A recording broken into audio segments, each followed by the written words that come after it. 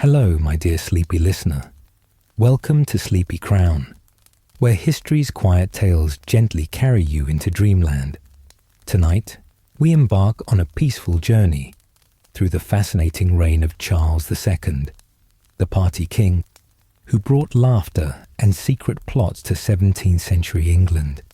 This remarkable monarch transformed from a traumatized exile into one of history's most beloved rulers, proving that sometimes the greatest strength lies not in force, but in the ability to charm one's way through the most impossible circumstances. We'll softly explore his extraordinary transformation from exiled prince to beloved monarch, from his traumatic childhood during the English Civil War, through his 9 years of continental wandering as a penniless refugee, to his triumphant restoration and the dangerous diplomatic games he played behind closed doors, all while navigating plague, fire, religious hysteria, and the delicate balance between pleasure and politics that defined his remarkable 25-year reign. Tonight's gentle journey will take us through the glittering courts of Restoration England, where wit was valued as highly as wisdom, where scientific discovery flourished alongside romantic intrigue, and where one man's refusal to take himself too seriously may have saved the English monarchy for generations to come. We'll discover how a king who publicly celebrated Protestant England while secretly promising to convert to Catholicism managed to keep his throne through sheer force of personality and political genius. Before you drift away into peaceful slumber, please take a moment to like this video, leave a gentle comment about your favorite royal historical period or what draws you to the stories of the Restoration era, and subscribe to keep these soothing historical tales coming your way. Your thoughts and engagement make this community of history lovers so wonderfully special. So cozy up under your favorite blanket, close your eyes, and let these gentle whispers from Restoration England lull you into restful sleep. Allow yourself to be transported to a world where kings could joke with fishmongers in the morning and discuss astronomy with Isaac Newton in the evening, where the sound of laughter echoed through palace corridors that had been silent for over a decade, and where one man's determination to rule through charm rather than fear created an era of unprecedented cultural flowering. If you're new here, welcome to the Sleepy Crown family. We're delighted to have you join us on these peaceful journeys through time, where history's most fascinating characters come alive in the gentle darkness, their stories serving as the perfect companion for a restful night's sleep. Tonight, prepare to meet the merry monarch himself, a king whose very nickname tells us so much about his approach to life and leadership, yet only hints at the complex web of secrets and strategies that lay beneath his charming exterior. Let our tranquil voyage begin back to the England of the 1660s, where our party king is about to teach the world that sometimes the most effective way to wield absolute power is to make it look like an effortless dance. Charles, later known as King Charles II of England, Scotland and Ireland, entered this world on a spring morning that promised warmth and renewal, yet would instead herald one of the most turbulent periods in British history. Born on May 29, 1630, in the elegant chambers of St. James's Palace, the infant prince arrived to the sound of celebration, church bells ringing across London, cannons booming their salute across the Thames, and courtiers gathering to pay homage to the newest member of the royal family. Yet even as the kingdom celebrated the birth of a second prince, the political storms that would define young Charles's life were already gathering on the horizon. His father, King Charles I, had been on the throne for 5 years, and already the fundamental tensions between royal authority and parliamentary power were beginning to strain the very fabric of English governance. The king believed passionately in the divine right of monarchs, the sacred principle that kings ruled by God's direct appointment and were answerable to the Almighty alone.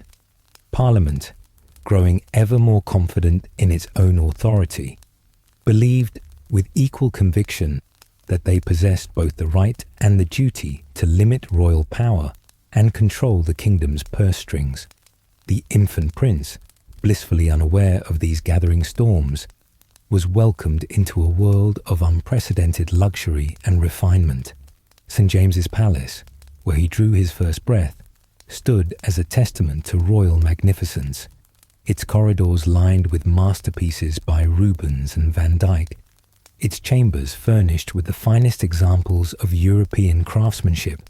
King Charles I, despite his political rigidity, possessed an exquisite aesthetic sensibility and had transformed the royal palaces into showcases of artistic achievement that rivaled anything in continental Europe. This environment of beauty and culture would profoundly shape the young prince's developing sensibilities. From his earliest years, Charles was surrounded by magnificent paintings, exquisite music, and the kind of refined conversation that marked the most sophisticated courts of Europe. His father's appreciation for art and learning created an atmosphere where intellectual curiosity was valued as highly as political acumen, and where beauty was considered as essential to royal dignity as power itself. The influence of his mother, Queen Henrietta Maria, added another crucial dimension to Charles's early education. Small in stature but immense in personality, the French-born queen brought her own cultural traditions to the English court, speaking to her children in French as often as English and ensuring they understood their place in the broader European royal family. Her Catholic faith, though she was careful never to proselytize openly, introduced young Charles to religious ideas and practices that would later play a crucial role in his political calculations. Unlike many royal children of his era, who were immediately separated from their parents and raised by teams of tutors and governesses, Charles enjoyed remarkably close relationships with both his father and mother.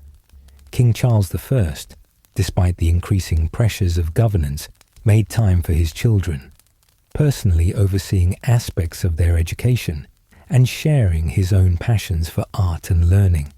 Queen Henrietta Maria delighted in her role as mother, organizing theatrical performances and musical entertainments that allowed her children to develop their own artistic talents. The prince's formal education was carefully designed to prepare him for eventual kingship, though perhaps not for the particular challenges he would actually face. He studied Latin and Greek with some of the finest classical scholars in England, developing a lifelong appreciation for ancient literature and philosophy.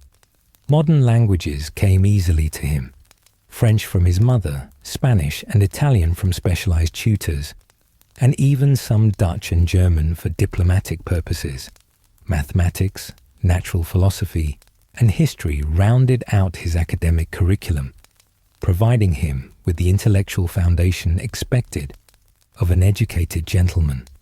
But perhaps more importantly for his future survival, Charles was also trained in the social graces that would later prove to be among his most valuable political assets. He learned to dance with the fluid elegance that was prized at European courts, to fence with skill and grace, to ride with the confidence of a born horseman, and to conduct himself in social situations with the easy charm that would later make him one of the most approachable monarchs in English history. As Charles grew from a precocious child into an observant adolescent, the political situation around him continued to deteriorate with frightening speed. By 1640, when the prince was 10 years old, his father's conflicts with Parliament had reached a crisis point that threatened the very foundations of royal authority. The king had attempted to rule without Parliament for 11 years, financing his government through increasingly unpopular expedients and ship money taxes that many considered illegal. But mounting financial pressures and a costly rebellion in Scotland had forced him to recall the representatives he had dismissed in anger. The Parliament that assembled in November 1640 was unlike any that had come before it, led by determined men like John Pym, John Hampden, and other figures who would later be remembered as the architects of parliamentary supremacy. They arrived in Westminster not as supplicants seeking royal favour, but as representatives of the people demanding fundamental changes in how England was governed. They wanted control over taxation, the right to approve the king's principal ministers, authority over military appointments, and significant influence in determining the religious direction of the Church of England. For King Charles I, these demands represented nothing less than a complete assault on the monarchical system that he believed had been ordained by God himself. The principle of divine right was not merely a political theory to him. It was a sacred trust that he had inherited from his ancestors, and that he was duty-bound to pass on intact to his own heirs. To compromise on these fundamental questions would be to betray not only his own conscience, but the entire tradition of English kingship that stretched back through centuries of royal ancestors. Young Prince Charles, now old enough to understand that something momentous was happening around him, watched with growing unease as the adults in his world became increasingly tense and worried. The comfortable routines of palace life continued outwardly unchanged. Lessons proceeded on schedule. Family meals maintained their accustomed formality, and court ceremonies followed their ancient patterns.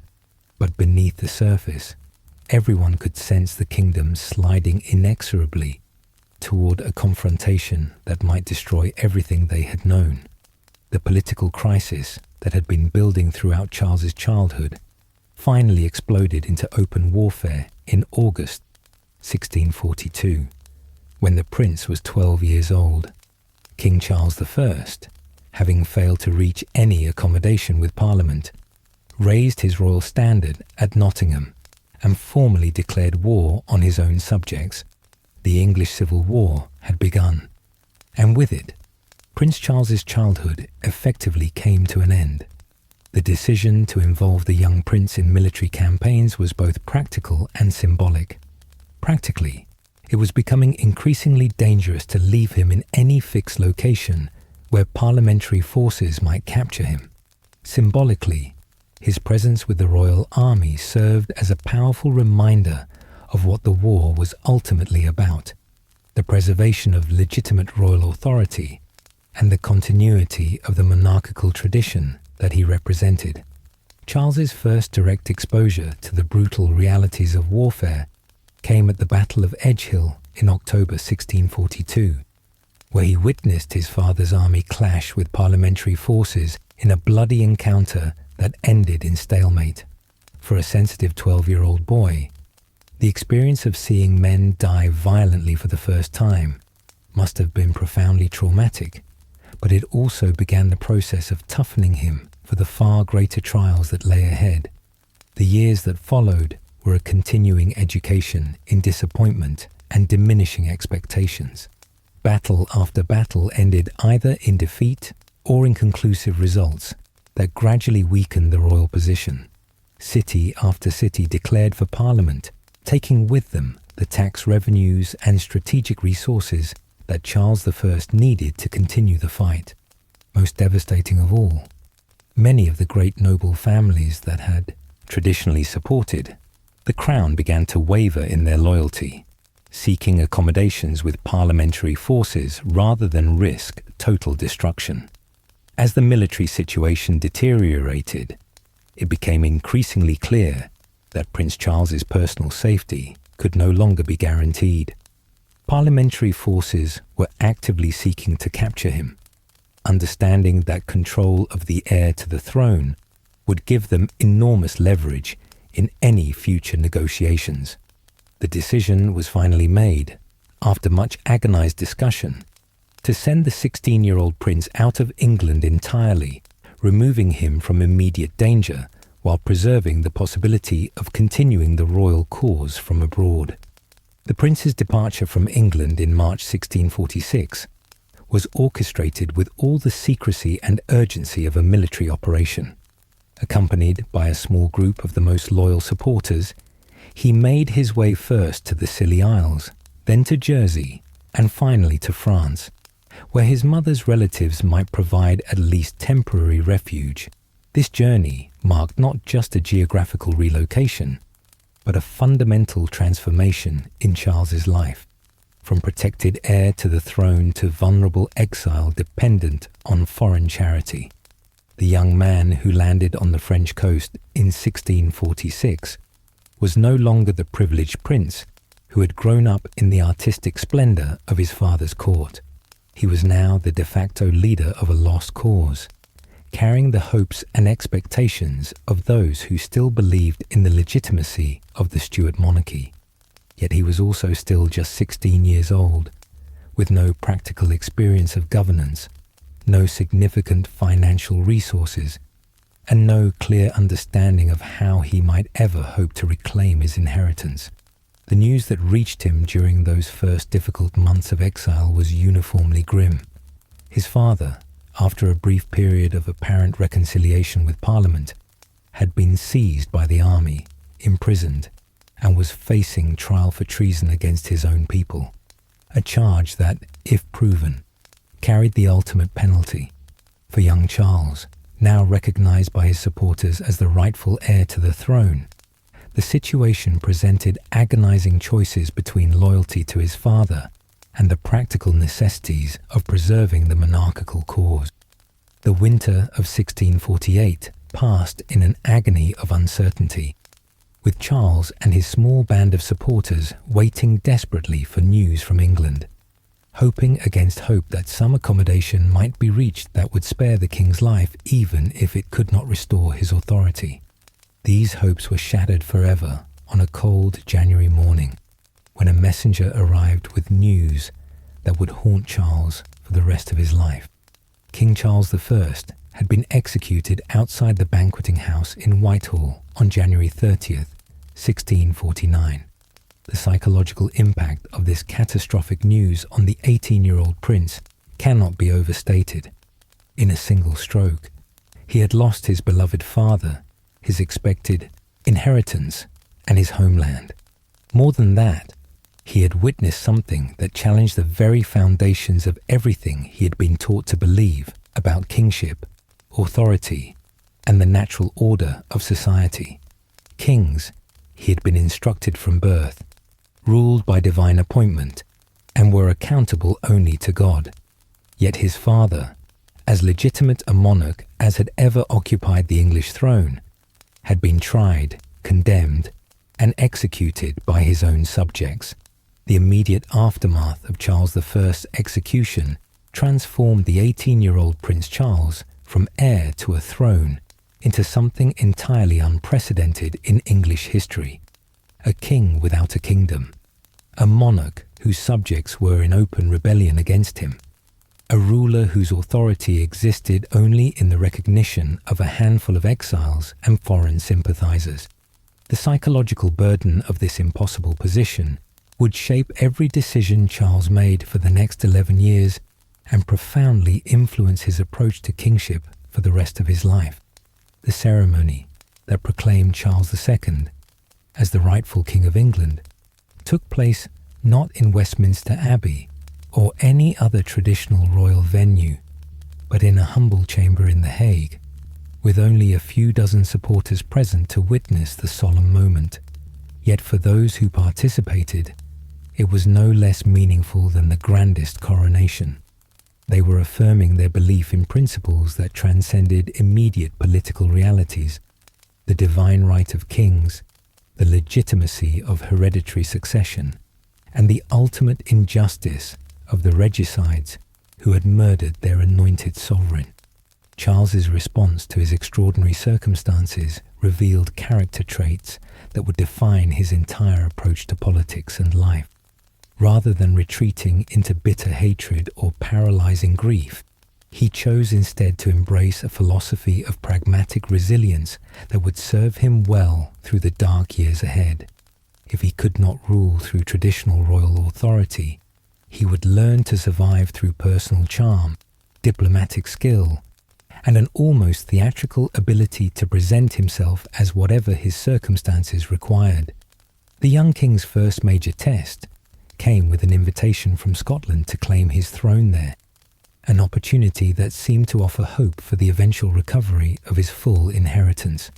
The Scottish Parliament, horrified by the English regicide's execution of an anointed king, had proclaimed Charles II their legitimate sovereign and invited him to take up residence in his northern kingdom. Yet this apparent opportunity came with conditions that would have appalled his father, and that tested Charles's own principles to their very limits. To gain Scottish support, Charles was required to accept the Presbyterian religious settlement that his father had died rather than embrace. He had to publicly repudiate his father's religious policies, express regret for his parents' sinful opposition to Presbyterian authority, and essentially disown everything the Stuart monarchy had stood for in its conflicts with radical Protestantism. For a young man who had loved and respected his father deeply, this public humiliation must have been emotionally devastating. Yet Charles's willingness to make these painful compromises revealed a crucial difference between his own approach to kingship and that of his martyred father. Where Charles I had preferred death to the abandonment of his principles, Charles II was prepared to swallow his pride and accept temporary humiliation if it offered any prospect of eventual success. This pragmatic flexibility, learned through bitter necessity, would become one of his greatest political assets in later years. The Scottish adventure that followed provided Charles with his first practical education in the harsh realities of military command and political leadership. Leading an army composed largely of reluctant Scottish Presbyterians who distrusted his religious sincerity, he faced the formidable military machine that Oliver Cromwell had forged during years of civil war. The campaign that ensued would prove to be both a crushing military defeat and an invaluable learning experience that taught Charles lessons about power, loyalty, and survival that no formal education could have provided. Oliver Cromwell's invasion of Scotland in 1650 demonstrated the overwhelming military superiority that the English Commonwealth had achieved through years of warfare and political revolution. Cromwell's new model army was not just better equipped and trained than its opponents. It was animated by a sense of religious mission and political purpose that made it virtually unstoppable. The soldiers who followed Cromwell believed they were fighting God's battles against tyranny and superstition, giving them a moral confidence that no merely dynastic loyalty could match. The climactic Battle of Worcester, fought on September 3rd, 1651, represented Charles's first and last attempt to reclaim his throne through direct military action. Leading an army of approximately 16,000 men, a mixture of Scottish Presbyterians and English royalists who had rallied to his cause, the 21-year-old king faced Cromwell's seasoned veterans in a battle that would determine the fate of the Stuart monarchy for the next 9 years. The battle itself was a catastrophic defeat that destroyed Charles's army and scattered his supporters to the winds. Cromwell's tactical genius and his soldiers' disciplined professionalism overwhelmed the royalist forces despite their desperate courage. By evening, Charles's cause lay in ruins, and the young king himself was a fugitive with a price on his head, dependent on the loyalty of a few faithful supporters for his very survival.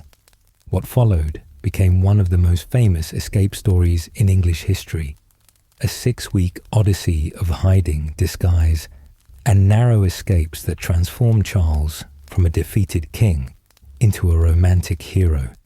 The details of his flight, hiding in priest holes, disguising himself as a servant, climbing the famous royal oak to escape Cromwell's soldiers, would later become the stuff of legend and provide Charles with a treasure trove of stories to entertain his courtiers during more prosperous times. Yet beneath the adventure story lay a harsher truth about the complete collapse of the royalist cause in England. Charles's defeat at Worcester had not merely cost him a battle, it had demonstrated the utter futility of attempting to restore the monarchy through force. Cromwell's Commonwealth was too strong, too popular, and too well organized to be overthrown by the kind of romantic cavalry charges that had characterized earlier phases of the Civil War. The young king, who finally reached safety in France in October 1651, was a very different person from the hopeful prince who had embarked on the Scottish adventure just 2 years earlier. He had tasted both the intoxicating possibilities and the bitter realities of royal power. He had learned that personal courage and legitimate authority were not enough to guarantee success in the harsh world of 17th century politics. Most importantly, he had discovered his own capacity for survival under the most desperate circumstances. The 9 years of exile that followed Worcester would complete Charles's transformation from a privileged prince into a masterful politician, cut off from his natural supporters, dependent on the charity of foreign courts, and constantly aware that his presence might become an embarrassment to his hosts. He learned to navigate the treacherous waters of international diplomacy with a skill that would later serve him well as king. The period from 1651 to 1660 marked Charles's true coming of age, not as a prince learning statecraft in preparation for future responsibilities, but as a king without a kingdom learning to survive through wit, charm, and an almost supernatural ability to adapt to whatever circumstances fate presented. These 9 years of wandering across the courts and capitals of Europe would teach him lessons about human nature, political necessity, and the art of survival that would prove far more valuable than any formal education in kingship.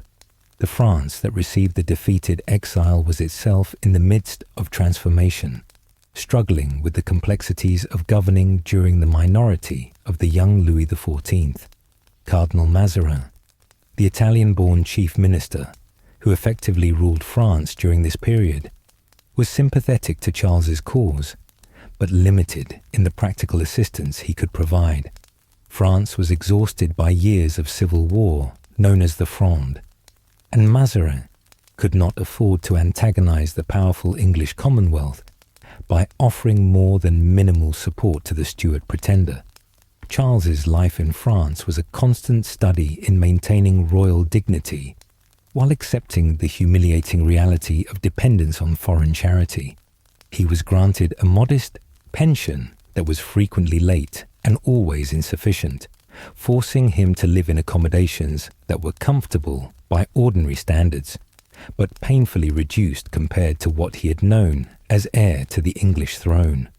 His household was necessarily small, composed of a few dozen loyal supporters who had followed him into exile and who now shared his reduced circumstances. Yet even in these straitened conditions, Charles demonstrated remarkable resilience and adaptability. Rather than retreating into bitter isolation or allowing his circumstances to embitter him, he threw himself into the social and cultural life of the French court with an enthusiasm that gradually won him friends and admirers among the French nobility. His wit, charm, and obvious intelligence made him a welcome guest at court gatherings, while his tragic history and romantic persona appealed to the French love of dramatic stories. The education that Charles received during these French years was unlike anything available in any formal curriculum. He learned to speak French not just fluently, but elegantly, mastering the subtle nuances of expression that marked a true courtier. He studied the art of conversation, developing the quick wit and graceful repartee that would later make him one of the most entertaining monarchs in European history. Most importantly, he learned to observe human nature with the penetrating insight that comes only from depending on others' goodwill for one's daily survival. The French court also provided Charles with his first serious romantic education, as he began the series of love affairs that would characterize his entire adult life. Unlike his father, whose marriage to Henrietta Maria had been both politically advantageous and personally fulfilling, Charles learned to separate romantic pleasure from dynastic responsibility. developing the compartmentalized approach to relationships that would later enable him to maintain multiple mistresses while fulfilling his obligations to his eventual queen. The diplomatic education that Charles received during his exile proved equally valuable for his future reign.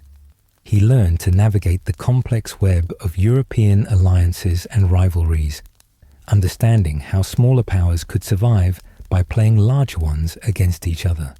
He mastered the art of diplomatic ambiguity, learning to make commitments that sounded substantial but contained enough escape clauses to avoid entrapment. Most crucially, he developed an appreciation for the limits of royal power. In an age when even absolute monarchs had to consider the interests and opinions of their subjects, Charles's travels took him beyond France to the courts of Spain, the Dutch Republic, and the German states, each offering different lessons in statecraft and survival. In Spain, he encountered the formal, ceremonious style of Habsburg monarchy, learning valuable lessons about the importance of royal dignity and the power of carefully orchestrated spectacle. In the Netherlands, he observed the remarkable prosperity that could result from religious tolerance and commercial freedom, insights that would later influence his own policies as king. Perhaps most importantly, these years of exile taught Charles the crucial political lesson that survival often depends more on flexibility than on principle. He watched monarchs who insisted on rigid adherence to their supposed prerogatives lose their thrones, while those who proved willing to compromise and adapt managed to preserve their authority even under difficult circumstances. This lesson would prove invaluable when he finally regained his own throne and faced similar pressures. The financial pressures of exile also provided Charles with an education in the practical realities of power that no amount of theoretical study could have matched.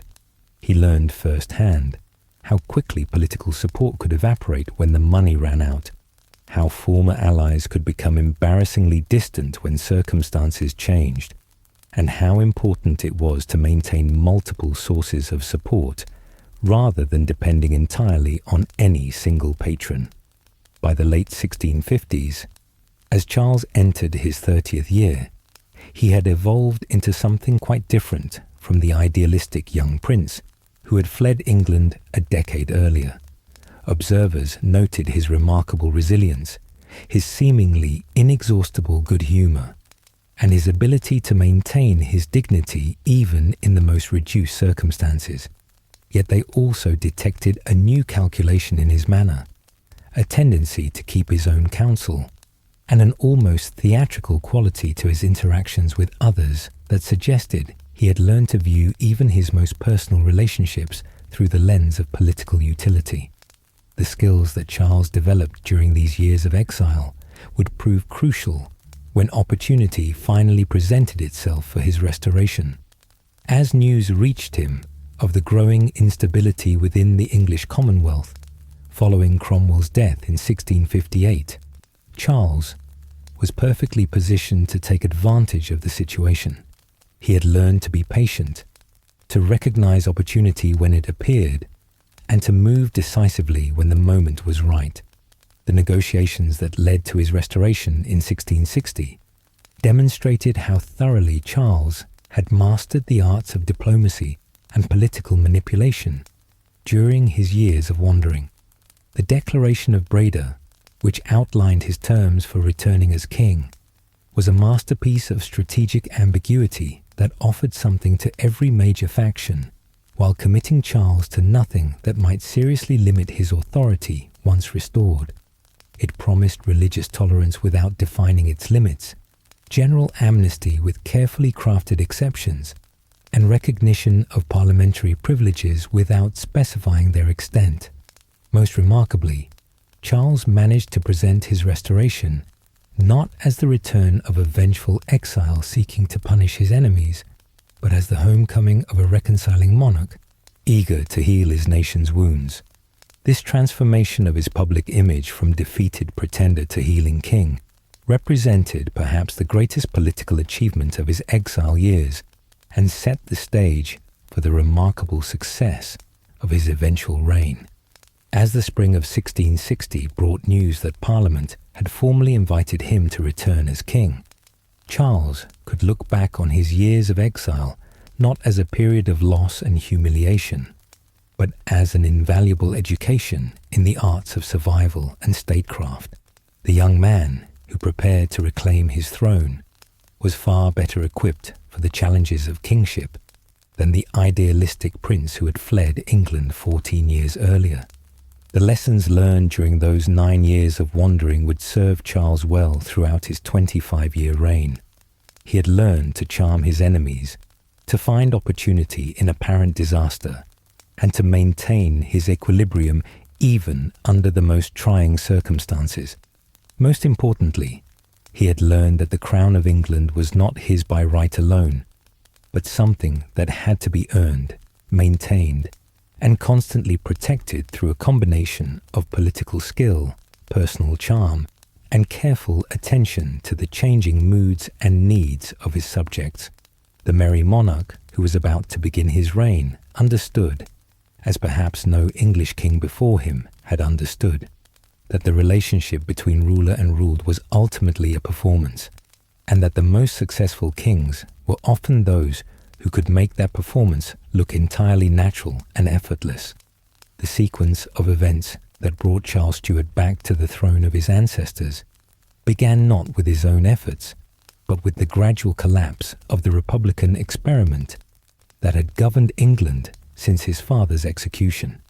Oliver Cromwell's death in September 1658 removed the one figure who had possessed both the military authority and personal prestige necessary to hold the Commonwealth together, leaving a power vacuum that his son Richard was entirely unequipped to fill.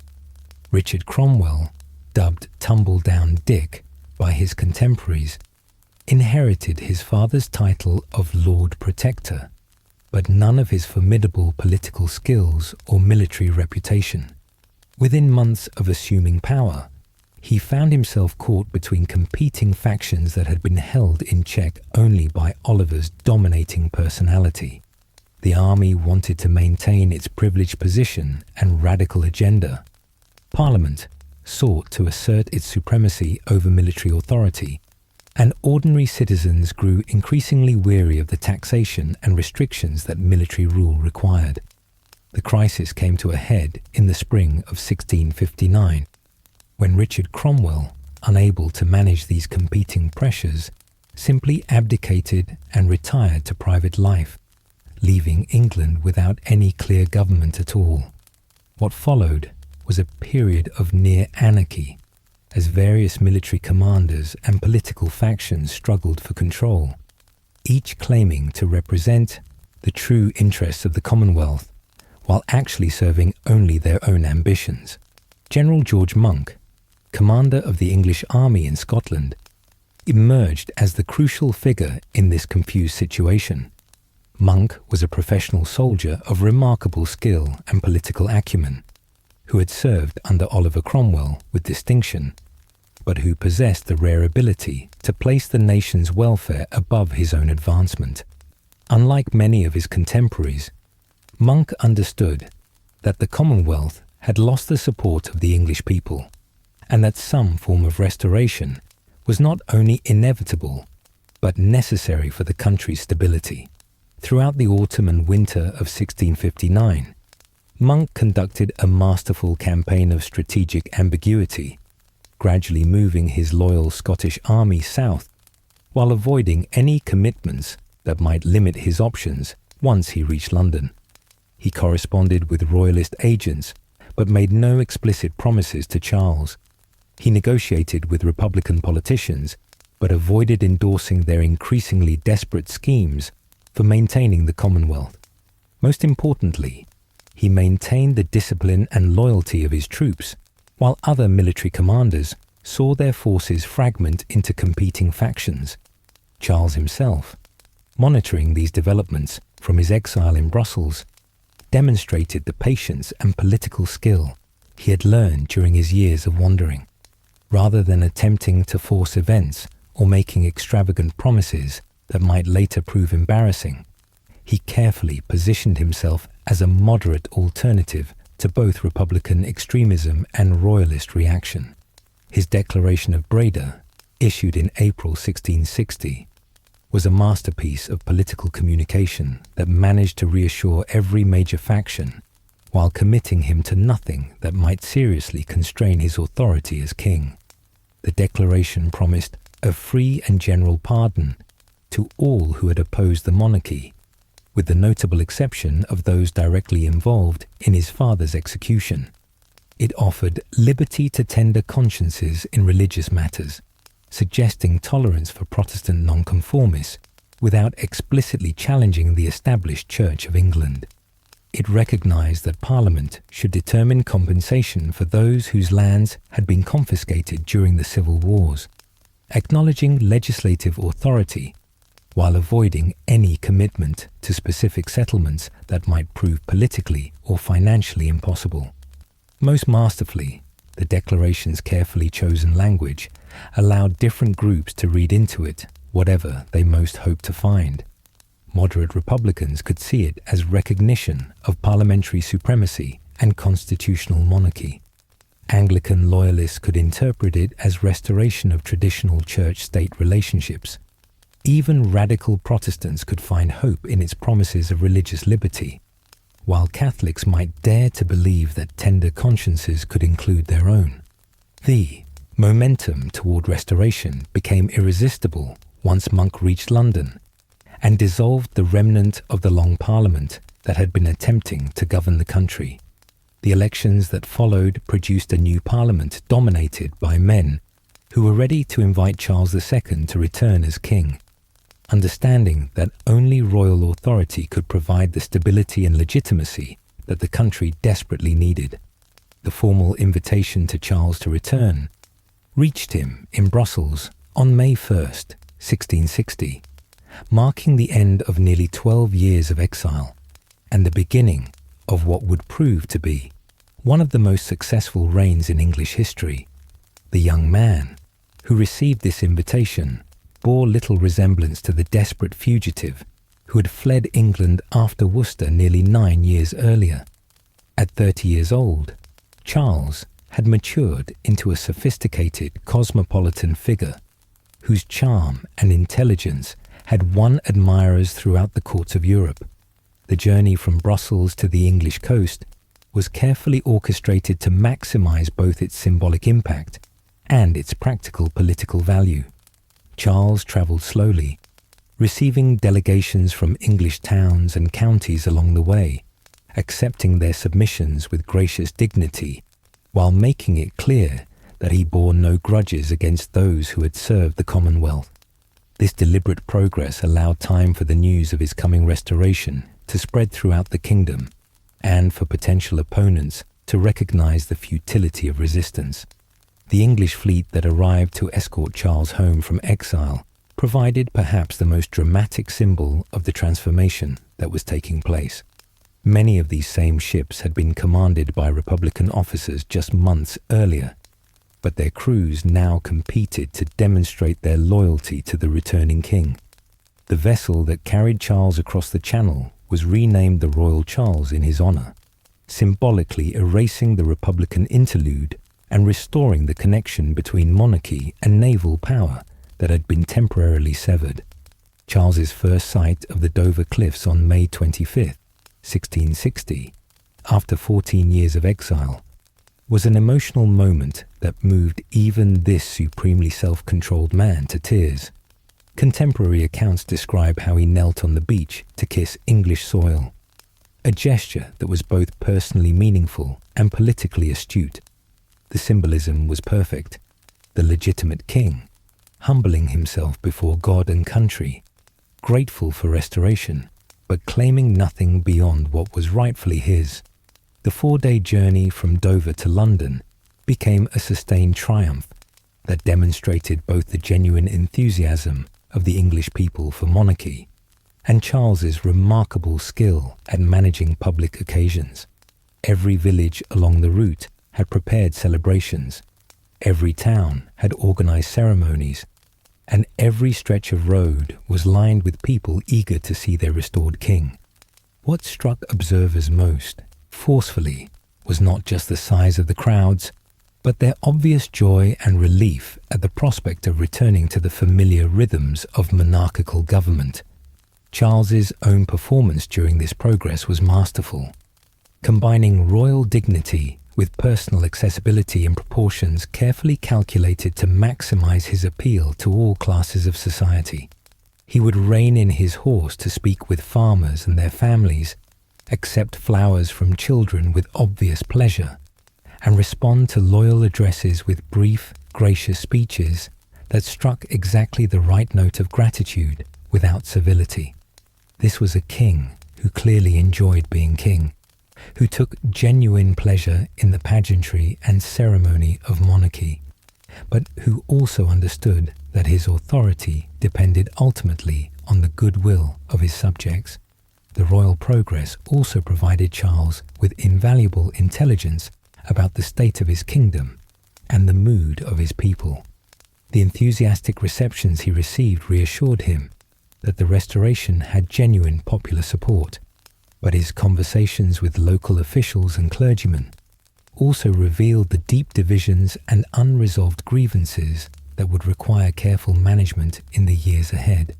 The England to which he was returning was war-weary and politically exhausted, but it was also more sophisticated and self-aware than the kingdom his father had attempted to govern through divine right alone.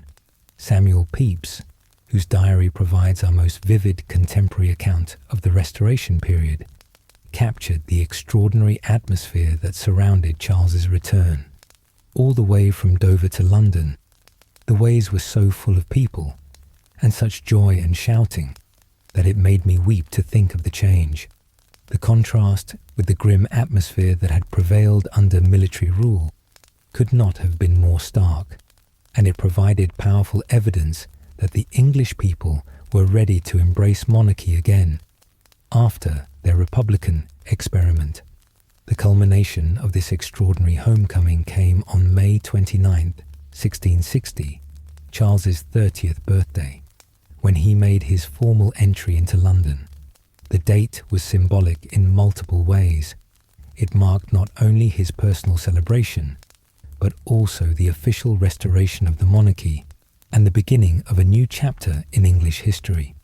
The city had spared no expense in preparing for this moment, transforming the royal route into a spectacular display of loyalty and celebration. The procession itself was a carefully choreographed spectacle that combined ancient ceremony with contemporary political messaging. Charles rode bareheaded through the cheering crowds, dressed in cloth of silver and mounted on a magnificent horse, but his obvious joy and emotional response to his reception made it clear that this was no mere formal occasion. The tears of happiness that streamed down his face as he acknowledged the crowd's acclamation provided a powerful human moment that connected with spectators on a deeply personal level. The formal ceremonies at Whitehall marked the official beginning of Charles's reign, but even these necessarily solemn occasions were marked by unusual warmth and genuine emotion. When Parliament formally welcomed him home, their addresses spoke of the unspeakable joy that his return had brought to the nation, and Charles's responses, brief, gracious, and clearly heartfelt, set the tone for what promised to be a very different kind of monarchy from any England had known before. "I need not tell you how much I have longed to be in the midst of you," Charles declared in his first speech to Parliament, "and I retrique continue edit do assure you that neither the pleasures of my travels nor the diversions of the courts I have lived in could make me forget the affections I bear to my own country and to you all." These simple words, delivered with obvious sincerity, perfectly captured the spirit of reconciliation that would characterize the early years of his reign. The Restoration festivities that followed extended for weeks, with each day bringing new celebrations that demonstrated both the nation's relief at returning to monarchical government and Charles's remarkable gift for making ceremonial occasions feel both dignified and genuinely joyful. He held public audiences where any of his subjects could approach with petitions, attended Thanksgiving services that emphasized divine blessing on his restoration, and participated in traditional ceremonies that symbolically reconnected him with centuries of English royal tradition. Yet even amid the euphoria of restoration, Charles was carefully laying the groundwork for effective governance. His first acts as king demonstrated the political wisdom he had acquired during his years of exile, beginning with a general pardon that extended mercy to all but the most unrepentant of his father's enemies. This gesture of reconciliation was both politically astute and personally magnanimous, signaling that the new reign would be characterized by healing rather than revenge.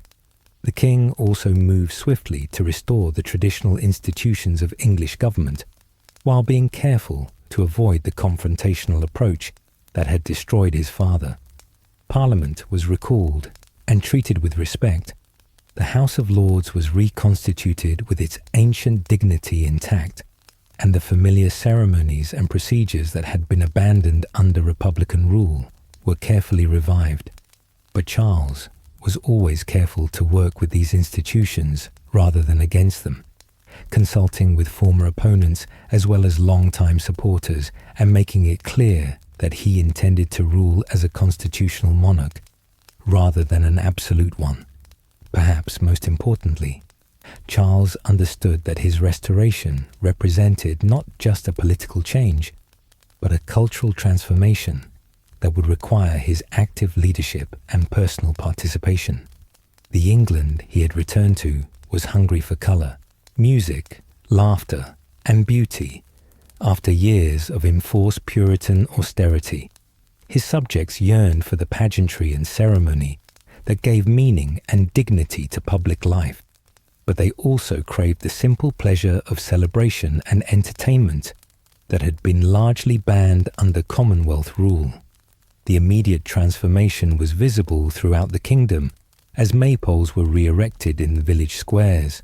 Traditional festivals were revived with renewed enthusiasm, and the sound of laughter once again echoed through streets that had been grimly serious for over a decade. Charles himself set the tone through his obvious delight in ceremony and entertainment, his willingness to be seen enjoying himself in public, and his active patronage of music, theatre, and other forms of cultural expression that had been suppressed under Puritan rule. The success of Charles's restoration established him not merely as a king who had regained his throne, but as a monarch who had won his people's hearts through a combination of political skill, personal charm, and genuine understanding of what his subjects needed from their sovereign. The man who had learned to survive through wit and adaptability during his years of exile had transformed those same qualities into the foundation of royal authority that would sustain him through 25 years of successful kingship. As the initial celebration of his return gradually gave way to the routine business of government, Charles could look back on his restoration as both a personal triumph and a masterpiece of political theatre.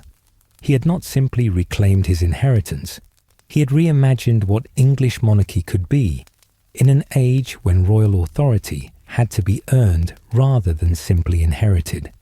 The merry monarch, who had delighted his subjects with his wit and accessibility, was also revealing himself to be a shrewd political operator who understood that the crown he had regained so triumphantly would have to be constantly protected and renewed through the same combination of charm, intelligence, and careful calculation that had made his restoration possible in the first place.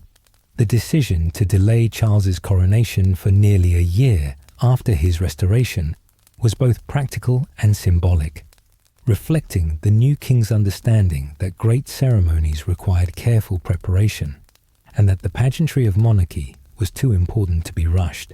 The time between his return in May 1660 and his coronation in April 1661 allowed for the creation of new regalia, to replace what had been destroyed during the Commonwealth, the planning of celebrations worthy of such a momentous occasion, and the gradual restoration of confidence that would make the ceremony a genuine celebration, rather than a desperate assertion of questionable authority. The coronation of Charles II, held on April the 23rd, 1661, the feast day of England's patron saint, St. George, would prove to be one of the most magnificent spectacles in English history, a carefully orchestrated display of royal majesty that combined ancient tradition with contemporary sophistication. Every detail was planned with meticulous attention to both historical precedent and immediate political necessity, creating an event that satisfied the English love of pageantry while demonstrating the restored monarchy's confidence and legitimacy. The choice of St. George's Day for the ceremony was itself laden with symbolic meaning. St. George, the dragon-slaying patron saint of England, represented the triumph of good over evil, order over chaos, and legitimate authority over usurpation. The date connected Charles's coronation to centuries of English tradition, while suggesting that his restoration represented the victory of righteous monarchy over the republican experiment that had temporarily displaced it. The preparations for the coronation required months of intensive work by craftsmen, artists, and ceremonial experts who labored to recreate the magnificent regalia that had been melted down or sold during the Commonwealth period. New crowns had to be made, ancient scepters recreated, and ceremonial robes designed that would match the magnificence of previous royal occasions, while incorporating elements that reflected the particular character of Charles's reign. The most important of these new items was the crown of Saint Edward, a magnificent creation of gold, precious stones, and pearls that would be used for the actual crowning ceremony. This crown, while newly made, was designed to replicate as closely as possible the ancient crown that had been destroyed by Commonwealth authorities, maintaining the symbolic connection between Charles and the long line of English kings who had preceded him. The craftsmanship was extraordinary, representing the finest work of London's goldsmiths and jewellers, but the crown's true value lay in what it represented rather than in its material worth. The ceremonial route from the Tower of London to Westminster Abbey was transformed into a magnificent processional way that would showcase both royal dignity and popular enthusiasm. Elaborate triumphal arches were constructed at key points along the route, decorated with allegorical figures and inscriptions that celebrated the restoration, while carefully avoiding any references that might offend former republicans who had accepted the return of monarchy. The streets themselves were cleaned and decorated as never before, with tapestries hanging from windows, flowers strewn in the royal path, and stages erected for musicians and entertainers who would provide a constant accompaniment to the procession. The procession itself was a masterpiece of ceremonial organization that balanced ancient tradition with contemporary political needs. Charles rode in a magnificent coach of state, surrounded by representatives of every level of English society, from the highest nobles to the humblest guild members, all dressed in their finest clothing and participating in a display of social harmony that emphasized the monarchy's role as the unifying force in English life. The careful ordering of the procession reflected not just social hierarchy, but political reconciliation, with former Republicans marching alongside longtime Royalists in a visible demonstration that the divisions of the Civil War period had been healed. Samuel Pepys, who witnessed the coronation procession from a specially constructed viewing platform, left us an invaluable eyewitness account of this extraordinary spectacle. His description captures both the magnificent scale of the event and its emotional impact on ordinary Londoners. So glorious was the show with gold and silver that we were not able to look at it, our eyes at last being so much overcome with it. Both the King and the Duke of York took notice of us as he saw us at the window. The sheer visual impact of the procession, with its cloth of gold, magnificent horses, and brilliantly costumed participants, created an unforgettable impression of royal majesty restored. The coronation ceremony itself took place in Westminster Abbey, which had been specially prepared for the occasion with elaborate decorations that transformed the ancient church into a setting worthy of such a momentous event. Tiered seating was constructed in the transepts to accommodate the unprecedented number of guests, while the altar area was arranged to provide the best possible view of the sacred ceremonies that would formally invest Charles with royal authority. The service followed the ancient form that had been used for English coronations since medieval times, but it was conducted with particular solemnity and attention to detail that reflected the extraordinary circumstances of Charles's restoration. The Archbishop of Canterbury, William Juxon, who had attended Charles I during his final hours, performed the ceremony with obvious emotion, seeing in Charles's coronation a vindication of the principles for which his predecessor had died. The moment when the crown was placed on Charles's head was charged with emotion that extended far beyond the immediate participants to encompass the entire nation. For royalists, it represented the restoration of legitimate authority and the vindication of their loyalty during the dark years of exile and persecution. For former Republicans who had accepted the restoration, it symbolized reconciliation and the hope for stable government under constitutional monarchy. For ordinary English people, it marked the return of familiar ceremonies and traditions that gave meaning and dignity to their collective life. Charles's own behavior during the ceremony perfectly reflected the combination of dignity and accessibility that would characterize his entire reign. He participated in the ancient rituals with obvious reverence and seriousness, demonstrating his understanding of the sacred nature of kingship. But he also displayed the warmth and humanity that made him so appealing to his subjects. Contemporary accounts note his obvious pleasure in the ceremony and his genuine emotional response to the acclamation of his people. The coronation banquet that followed in Westminster Hall was equally magnificent, featuring elaborate culinary displays, musical entertainments, and ceremonial presentations that continued the celebration, while allowing for more intimate interaction between the king and his guests. The careful arrangement of seating reflected both social hierarchy and political reconciliation, with former enemies sharing tables in a visible demonstration of the healing that Charles's restoration had brought to the nation.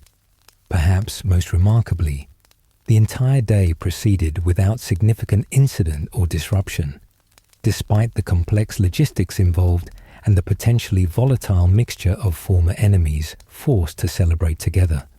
This smooth execution reflected not only careful planning, but also the genuine enthusiasm that most English people felt for their restored monarch and their relief at returning to the familiar patterns of monarchical government.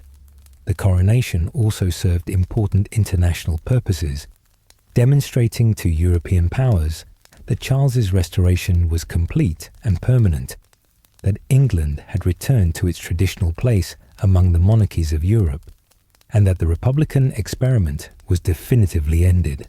Foreign ambassadors present at the ceremony carried back reports of English stability and renewal that helped restore the kingdom's diplomatic credibility and opened opportunities for the foreign alliances that would be crucial to Charles's subsequent policies. The cost of the coronation, over £12,000, an enormous sum for the time, was money well spent in terms of its political and cultural impact. The ceremony established Charles not just as a king who had regained his throne, but as a monarch who commanded the resources, loyalty, and enthusiasm necessary for effective rule. The magnificent spectacle demonstrated that England had recovered from the disruptions of civil war and Commonwealth rule, that the monarchy was financially secure, and that the traditional institutions of English government were functioning effectively once again. More broadly, the coronation marked a crucial transition in English political culture from the grim utilitarianism of Puritan rule to the renewed appreciation for beauty, ceremony, and celebration that would characterize the Restoration period. Charles's obvious enjoyment of the pageantry and his skill at using ceremonial occasions to connect with his subjects established a new model of monarchy that combined traditional dignity with contemporary accessibility. The success of the coronation also demonstrated Charles's remarkable understanding of the theatrical aspects of kingship and his ability to use public ceremonies to reinforce his political authority. The young man who had learned to survive through charm and performance during his years of exile was now applying those same skills to the art of monarchy itself, creating spectacles that entertained his subjects while subtly reinforcing the legitimacy and permanence of his rule. As the elaborate celebrations of Coronation Day gave way to the routine business of government, Charles could take satisfaction in having achieved something that seemed impossible just a few years earlier. He had not only regained his throne, but had done so in a manner that united rather than divided his kingdom, that celebrated rather than merely restored royal authority, and that established him in the hearts of his subjects as something more than a mere political necessity. He had become a king, whom his people were genuinely proud to acknowledge as their sovereign. The coronation of Charles II thus represents a crucial moment in the development of modern English monarchy, demonstrating how ceremony and spectacle could be used to transform political relationships and create emotional bonds between ruler and ruled that transcended mere legal obligation. The merry monarch, who had charmed his way back to his throne, had now shown that he could use the full majesty of royal ceremonial to cement his authority while maintaining the personal warmth and accessibility that made him unique among European sovereigns. The transformation of English cultural life that began almost immediately after Charles's restoration represented far more than a simple return to pre-Civil War patterns of entertainment and artistic expression. It marked the emergence of a distinctly new form of cultural consciousness that combined continental sophistication with English practicality, courtly refinement with popular accessibility, and traditional forms with innovative content. Charles himself served as both the catalyst and the central figure in this remarkable flowering of creativity that would influence English culture for generations to come. The most visible and immediate symbol of this cultural transformation was the reopening of the theatres, which had been closed by Puritan authorities in 1642 as immoral corruptions of public virtue. Charles's decision to license new theatre companies was both a popular political gesture and a reflection of his own deep love of dramatic performance, developed during his years of continental exile, where he had attended some of the finest theatrical presentations in Europe. The king understood that theatre served multiple purposes in a sophisticated society.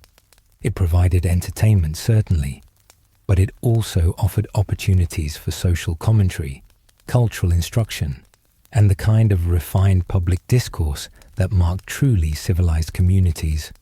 The new theatres that opened under royal patronage became laboratories for a distinctly English form of drama that would later be recognized as one of the great achievements of the Restoration period. Restoration comedy, as this new dramatic form came to be known, was characterized by wit, sophistication, and a frank treatment of social and sexual themes that would have been unthinkable under Puritan rule. Playwrights like William Wycherley, George Etheridge, and later William Congreve created works that reflected the worldly, urbane atmosphere of Charles's court, while also providing sharp commentary on the social changes that were transforming English society. Perhaps the most revolutionary aspect of the restored theatre was Charles's decision to license companies that employed female actresses, breaking with the centuries-old tradition of having all roles performed by men and boys. This innovation, which reflected continental practices that Charles had observed during his exile, not only provided more realistic dramatic presentations, but also created new opportunities for talented women to achieve fame and financial independence. The king's own enthusiasm for the theatre and his regular attendance at performances lent prestige to dramatic entertainment and helped establish it as a respectable form of cultural expression for all levels of society. The royal court itself became the epicenter of this cultural renaissance, as Charles transformed Whitehall Palace from the austere administrative centre it had been under Commonwealth rule into a glittering showcase of artistic achievement and intellectual discourse. The king's own sophisticated tastes, developed through his exposure to the finest European courts during his exile, set standards of refinement and elegance that influenced everything from architecture and interior decoration to fashion and social behavior. Charles's passion for music led to the establishment of one of the finest court orchestras in Europe, employing composers and performers whose work represented the cutting edge of contemporary musical development. The king himself was an accomplished musician who could perform competently on several instruments, and his knowledge of musical theory and composition impressed even professional musicians. The music that was created for court ceremonies and entertainments during his reign combined English traditional elements with continental innovations, creating a distinctive style that would influence English musical development for decades to come. The visual arts experienced an equally dramatic renaissance under Charles's patronage, as the king set about rebuilding the royal art collection that had been dispersed during the Commonwealth period. His sophisticated understanding of painting and sculpture, developed through his exposure to the great collections of Europe during his exile, enabled him to acquire works of exceptional quality while also supporting contemporary artists whose talent merited royal recognition. The court painters who worked under Charles's patronage, including Peter Lely and later Godfrey Kneller, created portraits that captured not only the physical appearance of their subjects, but also the confident, sophisticated spirit of the age. Perhaps most significantly for the long-term development of English intellectual life, Charles's establishment of the Royal Society in 1662 marked England's emergence as a major centre of scientific research and philosophical inquiry. The king's own genuine interest in natural philosophy, demonstrated through his participation in experiments and his support for scientific investigation, helped create an atmosphere where intellectual curiosity was valued as highly as artistic achievement. The Royal Society brought together the finest minds of the age, including figures like Christopher Wren, Robert Hooke, and later Isaac Newton, in a collaborative effort to advance human understanding of the natural world. Charles's approach to scientific patronage reflected his broader understanding of the relationship between intellectual achievement and political authority. He recognized that England's emergence as a centre of learning would enhance the kingdom's international prestige, while also providing practical benefits through technological innovation and improved understanding of everything from agriculture and manufacturing to navigation and military engineering. The experiments conducted under royal auspices were not merely academic exercises but practical investigations that might contribute to England's prosperity and security. The social transformation that accompanied this cultural renaissance was equally remarkable, as the court established by Charles created new standards of behaviour and conversation that gradually influenced all levels of English society. The emphasis on wit, cleverness, and verbal dexterity that characterized court discourse encouraged a more sophisticated approach to social interaction, while the relaxation of moral restrictions that had characterized Puritan rule allowed for more open discussion of previously taboo subjects. fashion and personal appearance underwent dramatic changes that reflected both the new spirit of celebration and the continental influences that Charles had brought back from his exile. The sombre black clothing that had been required under Puritan rule gave way to elaborate costumes in brilliant colours, decorated with ribbons, lace, and jewellery that displayed both wealth and artistic sensibility. The king himself set many of these fashion trends, including the adoption of wigs for men and the elaborate hairstyles that became popular among court ladies. The transformation of London itself during these early years of the Restoration provided visible evidence of the cultural changes that were taking place throughout English society. Streets that had been grimly utilitarian under Commonwealth rule were brightened with colourful shop signs, elaborate window displays, and the kind of public ornament that made daily life more pleasant and visually appealing. Coffee houses opened throughout the city, providing venues for the kind of informal intellectual discourse that had been largely absent during the previous decade. The tea-tent revival of traditional English customs and celebrations that had been suppressed under Puritan rule created opportunities for community participation in cultural life that extended far beyond the elite circles of the court. Village fairs, seasonal festivals, and religious celebrations regained their traditional importance as occasions for music, dancing, and communal enjoyment. The king's own participation in some of these traditional activities demonstrated that royal dignity was compatible with popular celebration and helped legitimize forms of entertainment that Puritan authorities had condemned as immoral or frivolous. Charles's cultural policies also served important diplomatic purposes, as foreign visitors to his court invariably commented on the sophistication and refinement of English cultural life. The message was clear. England under Charles II was not a backward or provincial kingdom, but a sophisticated nation capable of competing with the great powers of Europe in cultural as well as political and military terms. This enhanced international reputation facilitated diplomatic relationships and commercial connections that would prove crucial to England's continuing development as a major European power. The king's personal involvement in cultural activities went far beyond mere patronage to include active participation that demonstrated both his genuine enthusiasm and his understanding of culture's political importance. He attended theatrical performances regularly, participated in musical entertainments, discussed scientific experiments with leading researchers, and even contributed his own ideas to architectural projects that would transform London's appearance. This hands-on approach to cultural leadership created a model of monarchy that valued intellectual and artistic achievement as highly as military prowess or political skill.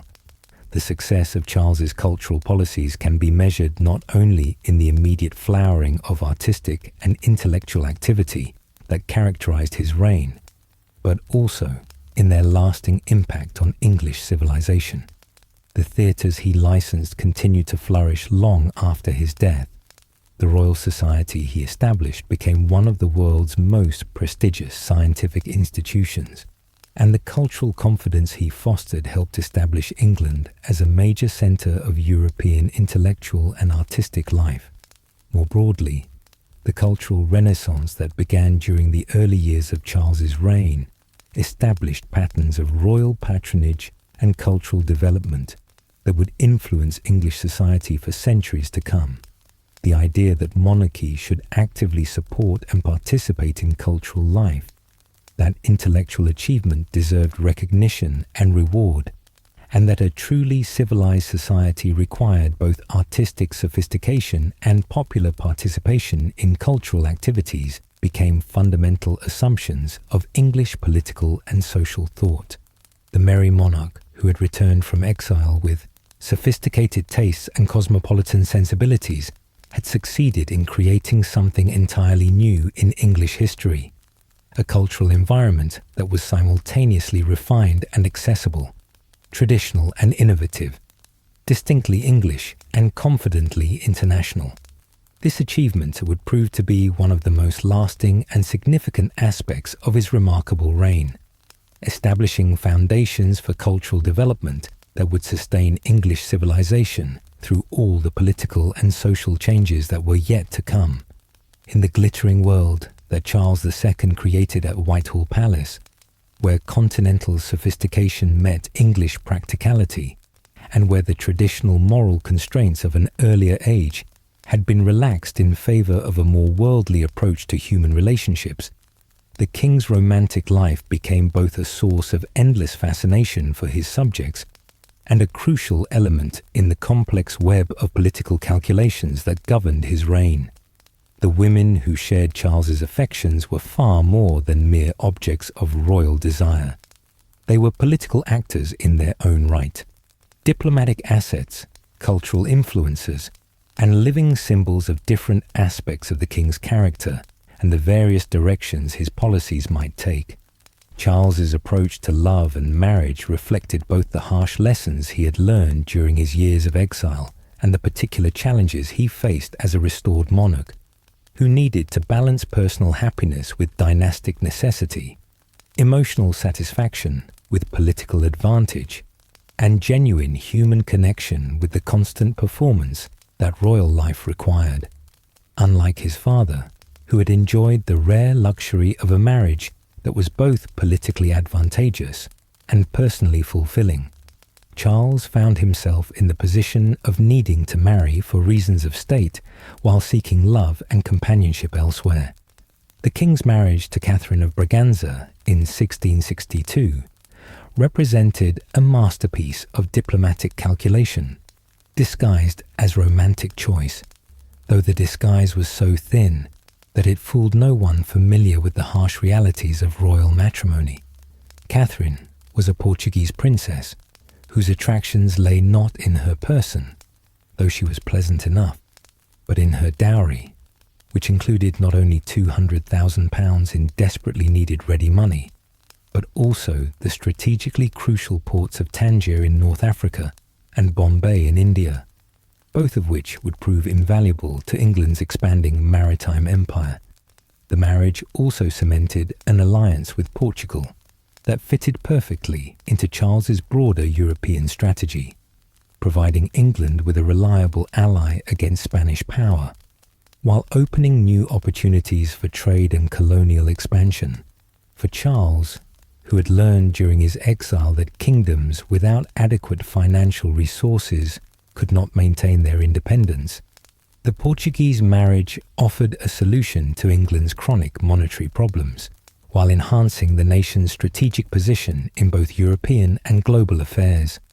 Catherine herself was a small, dark-haired woman of 23, who had been educated in a Portuguese convent and possessed little experience of the sophisticated court culture that Charles had created at Whitehall. Contemporary accounts describe her as well-meaning and devout, but somewhat overwhelmed by the worldly atmosphere she encountered in England.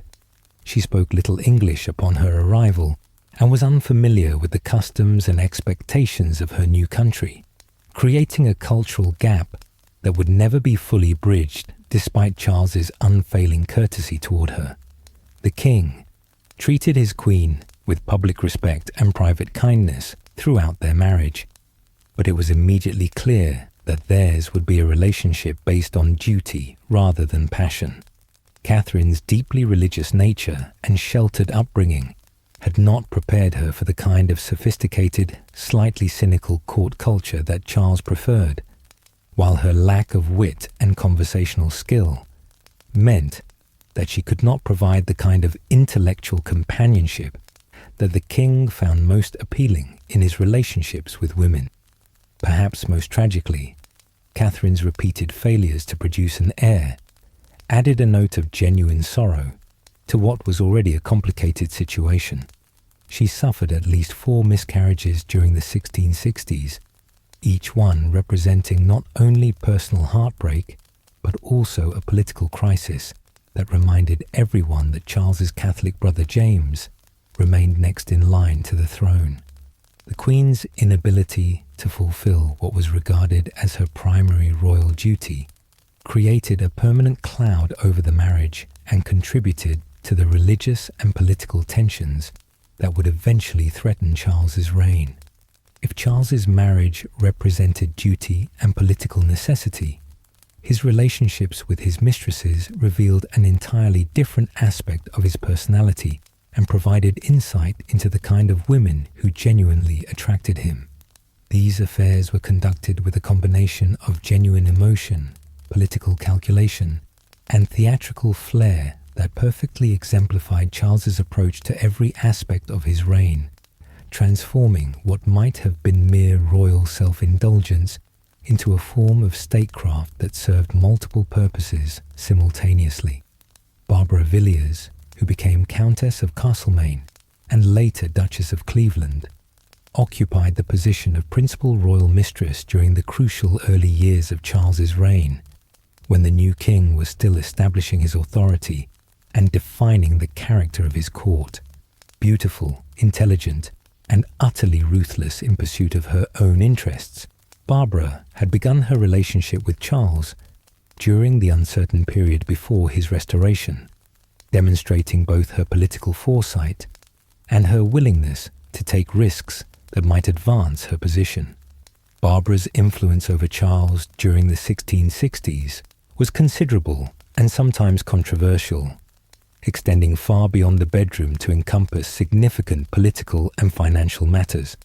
She bore the king 5 acknowledged children, all of whom were granted titles and generous financial settlements, and her apartments at Whitehall were furnished with a magnificence that rivaled those of the Queen herself.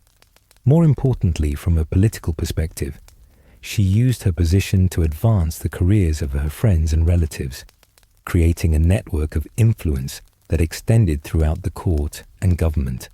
Contemporary observers were often shocked by the openness with which Charles conducted his relationship with Barbara, particularly his willingness to appear with her at public occasions, where her presence might be seen as an affront to his wife.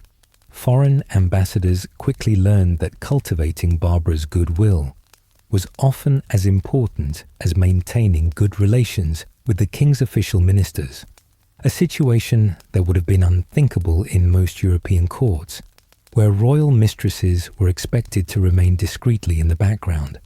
Barbara's very success, however, eventually became a liability as her demands for money, titles, and political influence grew increasingly extravagant. Her volatile temperament and tendency toward dramatic public scenes created embarrassment for the king and annoyance among courtiers who had to navigate around her unpredictable moods. By the late 1660s, Charles was beginning to weary of her constant demands and explosive behavior, though he continued to support her financially and maintain their relationship for several more years out of a combination of genuine affection and political calculation. The woman, who would eventually replace Barbara in Charles's affections, could hardly have been more different in background, temperament, and approach to royal favour. Eleanor Nell Gwyn was a young actress from the London theatre district who had risen from the humblest possible origins to become one of the most popular performers on the English stage. Born in what was essentially a brothel in Covent Garden and raised in grinding poverty, Nell had worked as an orange seller in the theatres before being discovered by the actor Charles Hart, who became her first protector and mentor in the theatrical world. Nell's relationship with the king began around 1668, when she was 18 years old, and at the height of her success as a comic actress, specializing in the kind of witty, irreverent roles that perfectly suited her natural personality. Unlike Barbara Villiers, who was driven by ambition and a hunger for power, Nell seems to have genuinely enjoyed Charles's company for its own sake, treating him with a mixture of affection and playful disrespect that he found absolutely charming after years of court formality and political calculation. The famous anecdote of Nell's response to a hostile crowd who mistook her carriage for that of the unpopular Duchess of Portsmouth, perfectly illustrates both her quick wit and her shrewd understanding of English popular sentiment. When the mob began shouting anti-Catholic abuse, Nell stuck her head out of the carriage window and called out cheerfully, "Pray, good people, be civil. I am the Protestant whore." The crowd's anger immediately transformed into laughter and cheers, and the incident became one of the most beloved stories of Charles's reign. Nell's Protestant faith and humble English origins made her genuinely popular with the king's subjects in a way that his foreign-born aristocratic mistresses never could be. She represented the triumph of native English talent and beauty over continental sophistication, and her relationship with the king was seen as evidence that Charles, despite his years of foreign exile, remained essentially English at heart. This popular approval gave Nell a form of political protection that proved more valuable than any amount of wealth or noble title. Yet Nell was also shrewd enough to understand the precariousness of her position and the importance of securing her future while she enjoyed royal favour. Unlike Barbara Villiers, who accumulated vast estates and valuable properties, Nell was more modest in her financial demands, though she was careful to obtain a comfortable income and a house conveniently located near Whitehall Palace. She bore Charles 2 sons, both of whom were acknowledged and granted appropriate titles, though not quite as grand as those bestowed upon the children of more aristocratic mistresses. The third member of this remarkable constellation of royal mistresses represented yet another facet of Charles's complex personality and political situation. Louise de Kérouaille arrived in England in 1670 as part of the entourage of Charles's beloved sister Henrietta Anne, Duchess of Orléans, and her appointment as a royal mistress was almost certainly part of a deliberate French diplomatic strategy designed to give Louis XIV a direct channel of influence over English policy. Louise possessed all the qualities that Nell Gwyn conspicuously lacked: aristocratic birth, continental sophistication, Catholic faith, and the kind of elegant beauty that epitomized French ideals of feminine perfection. She was also intelligent, well-educated, and skilled in the subtle arts of court diplomacy that made her an effective advocate for French interests. Her relationship with Charles developed slowly and carefully, with both French and English courtiers working to bring them together for their own political purposes. By 1671, Louise had been established as Charles's principal mistress, installed in magnificent apartments at Whitehall, and granted the English title Duchess of Portsmouth. Her influence over the king was considerable and consistently exercised in favour of French policy objectives, making her perhaps the most politically significant of all Charles's romantic partners. Her son by Charles, born in 1672, was immediately created Duke of Richmond, a title that placed him among the very highest ranks of English nobility. Louise's position as the king's favourite was complicated by her French birth and Catholic faith, which made her deeply unpopular with many English people who saw her as a foreign spy and a threat to English independence. She was frequently lampooned in popular ballads and satirical pamphlets as the French king's agent, and her carriage was sometimes attacked by hostile crowds when she ventured outside the protective confines of Whitehall Palace. Despite this public hostility, she maintained her position as Charles's principal mistress for the remainder of his reign, through a combination of personal charm, political usefulness, and genuine devotion to the king. The management of these complex relationships required extraordinary diplomatic skill on Charles's part, as he had to balance the competing demands and expectations of women who represented very different aspects of his personality and political situation. He needed to maintain his marriage to Queen Catherine, while keeping his mistresses happy, satisfy their financial expectations, while managing his chronically strained budget and navigate the political implications of their various allegiances and influences without creating serious scandals or crises.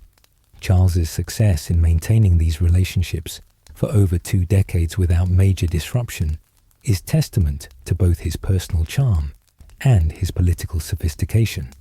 Unlike many monarchs who treated their mistresses as mere sexual conveniences, Charles seems to have genuinely valued these women as individuals, appreciated their different qualities and contributions to his life, and maintained loyalty to them even when political circumstances might have made abandonment more convenient. This personal loyalty extended beyond mere financial support to include protection of their reputations, defense of their interests, and provision for their children. When Barbara Villiers was attacked in satirical literature, Charles intervened on her behalf. When Nell Gwyn was criticized for her humble origins, he defended her publicly. When Louise de Kérouaille was threatened by anti-Catholic mobs, he provided her with armed protection. His famous deathbed request to his brother James to "let not poor Nellie starve" became one of the most quoted royal last words in English history, perfectly encapsulating his combination of royal dignity and personal affection. The political implications of Charles's romantic life were both complex and far-reaching, influencing everything from foreign policy and religious questions to court culture and public opinion. His mistresses served as informal diplomatic channels, sources of political intelligence, and symbols of different aspects of his reign and character. They also provided him with emotional support and private refuge from the constant pressures of kingship, creating spaces where the monarch who had learned to survive through performance could occasionally simply be himself. Perhaps most importantly, Charles's approach to his relationships with women reflected his broader understanding of the balance between public duty and private happiness that was necessary for effective monarchy in the modern age. He understood that kings were human beings with human needs and desires, but he also recognized that those needs had to be managed in ways that served rather than undermined royal authority. The merry monarch who charmed his way through the complexities of 17th century romance was also demonstrating his mastery of the larger art of kingship itself. In the summer of 1670, while England basked in the glow of a decade of restored monarchy and cultural flourishing, Charles II embarked upon the most perilous diplomatic gamble of his entire reign, entering into secret negotiations that would fundamentally compromise his kingdom's independence while placing his own Protestant throne in deadly peril. The Treaty of Dover, signed in absolute secrecy on June 1st, 1670, would remain hidden from Parliament and the English people for more than 2 centuries, yet its consequences would shape every major political crisis of Charles's remaining 15 years and create contradictions that would ultimately contribute to the downfall of the Stuart dynasty itself. The origins of this extraordinary act of diplomatic deception lay not in any sudden impulse or moment of royal folly, but in the complex web of financial pressures, strategic calculations, and personal relationships that had been developing throughout the 1660s. Charles found himself trapped between seemingly irreconcilable forces. England's chronically weak financial position made it impossible to pursue a truly independent foreign policy, while the growing power of Louis XIV's France posed an existential threat to the European balance that had protected English security since the Reformation. At the heart of these calculations stood Charles's relationship with his beloved younger sister, Henrietta Anne, Duchess of Orléans, known within the family circle as Minette. This remarkable woman was far more than simply the king's favourite sibling. She was also the wife of Louis XIV's brother Philippe, making her one of the most influential figures at the French court and the natural intermediary for any diplomatic understanding between the two kingdoms. Beautiful, intelligent, and utterly devoted to her older brother, Henrietta Anne had spent years working quietly to improve relations between England and France, convinced that an alliance between the two monarchies would serve both their immediate interests and the broader cause of European stability. Henrietta Anne understood better than most observers the fundamental precariousness of Charles's political position. Despite his apparent security and evident popularity, his throne rested on foundations that remained disturbingly unstable. His marriage to Catherine of Braganza had failed to produce an heir, leaving his unpopular Catholic brother James as his presumptive successor. Parliament controlled the kingdom's finances and could pressure the crown by withholding necessary funds, and the memory of his father's execution cast a dark shadow over every political crisis, reminding all concerned that English kings were not immune to revolutionary violence. Louis XIV, for his part, viewed an English alliance as absolutely crucial to his grand strategy of establishing French hegemony over continental Europe, retry Q continue edit, and reducing the growing threat posed by Dutch commercial and naval power.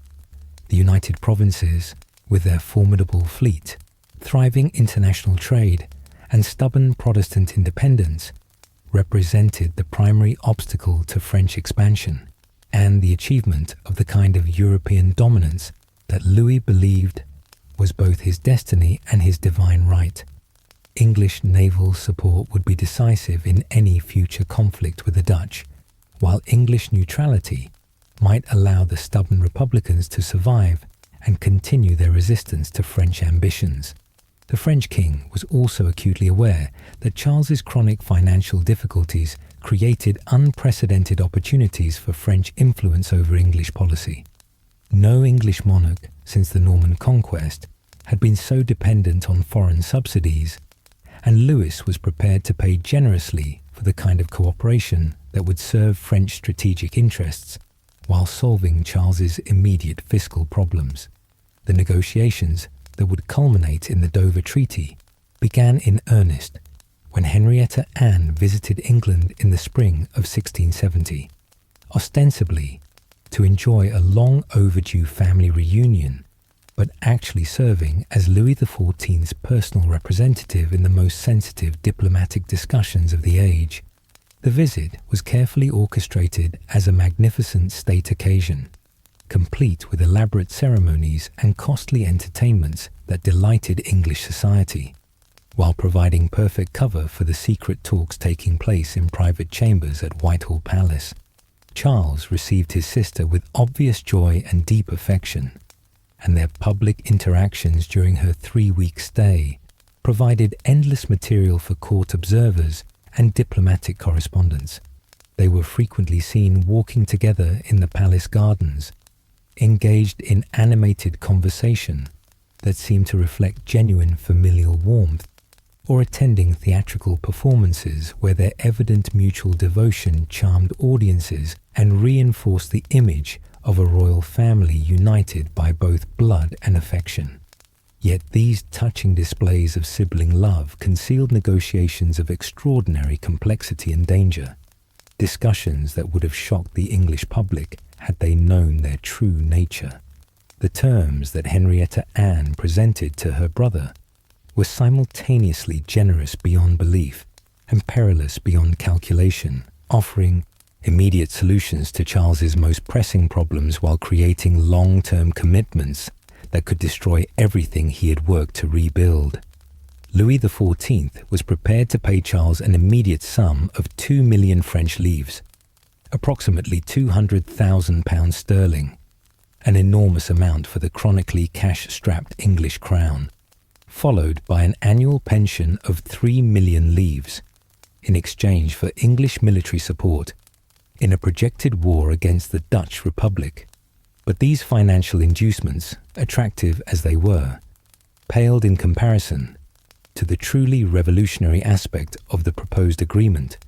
Charles was to declare himself a Catholic and work systematically to restore England to Roman obedience, receiving additional French military assistance if such a religious transformation provoked domestic resistance. For Charles, these terms presented a temptation that was almost irresistible on multiple levels. The immediate financial benefits would solve his budgetary crisis and free him from the humiliating dependence on parliamentary grants that had constrained his policy options since his restoration. The promise of ongoing French subsidies offered the prospect of achieving the kind of financial independence that would allow him to rule without Parliament entirely, perhaps achieving the absolute monarchy that his cousin Louis XIV exercised so successfully in France. Most seductively, the religious provisions of the proposed treaty offered a potential solution to what may have been genuine conflicts between Charles's public Protestant obligations and his private Catholic sympathies. The evidence suggests that Charles's religious beliefs were far more complex and conflicted than his public Protestant orthodoxy indicated. His mother had been Catholic. His years of exile had been spent largely in Catholic courts. Several of his closest advisers and most beloved mistresses were Catholics, and he had consistently advocated for religious toleration in ways that suggested personal sympathy for Catholic positions. Yet Charles was also acutely aware of the enormous risks involved in such a dramatic religious and political transformation. England had been officially Protestant for over a century.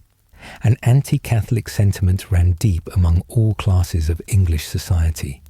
The memory of Bloody Mary's persecutions, the trauma of the Spanish Armada, and the horror of the gunpowder plot had created powerful associations between Catholicism and foreign threats to English independence. Any monarch who openly converted to Rome would face the almost certain prospect of rebellion, civil war, and possible deposition. The ingenious solution that Charles and his sister devised represented a masterpiece of political cynicism disguised as diplomatic necessity. Charles would indeed sign a secret treaty committing himself to declare his Catholicism and restore England to papal obedience, but the timing of such a declaration would be left entirely to his own discretion, to be implemented as soon as the affairs of his kingdom will permit. In practical terms, this crucial qualification meant that Charles could accept Louis XIV's money and military backing, while indefinitely postponing any religious commitments that might endanger his throne. The secret treaty was signed on June 1st, 1670, in the presence of only a handful of Charles's most trusted advisers, men who were sworn to absolute secrecy about provisions that could have cost them their lives had they become public knowledge. Charles committed himself to declaring his Catholicism at some unspecified future date, to receiving French military aid if such a declaration provoked resistance, and to supporting French military action against the Dutch Republic. In exchange, Louis XIV promised immediate financial assistance, ongoing annual payments that would make Charles financially independent of Parliament, and military support if needed to maintain him on his throne.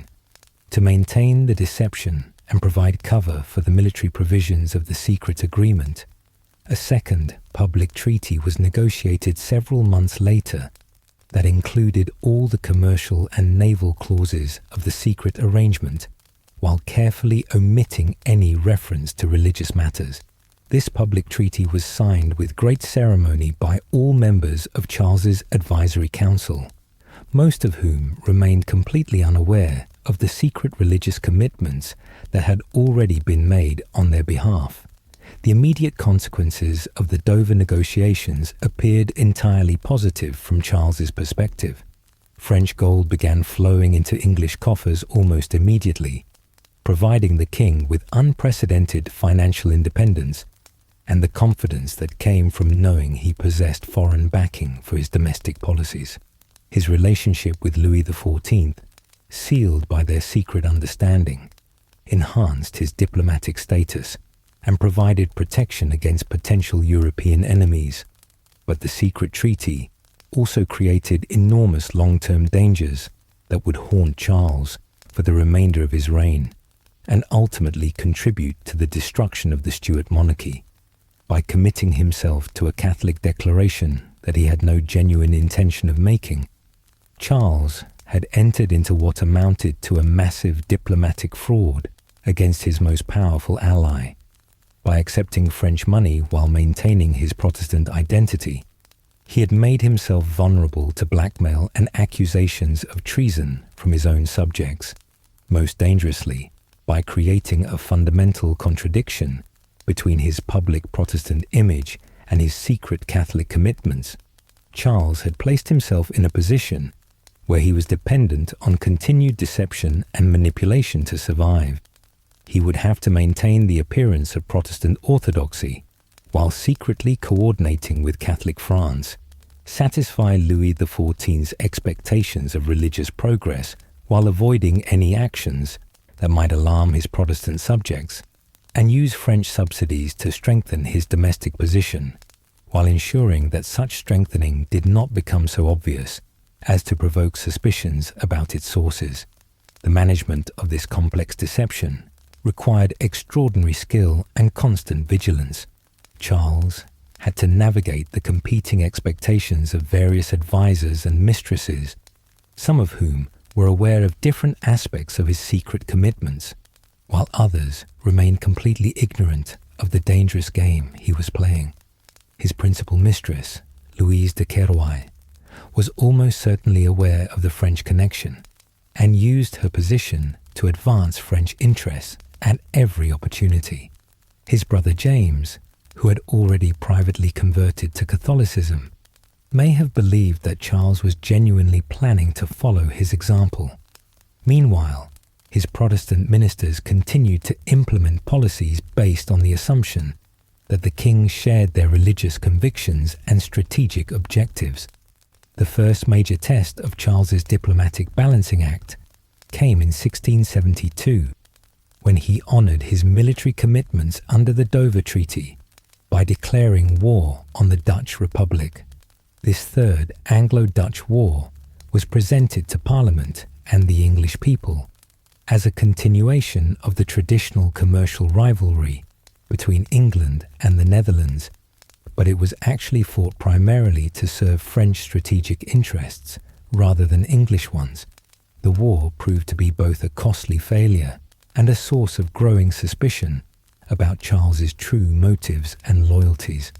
English naval forces, despite their theoretical superiority, failed to achieve decisive victories against the remarkably resilient Dutch fleet.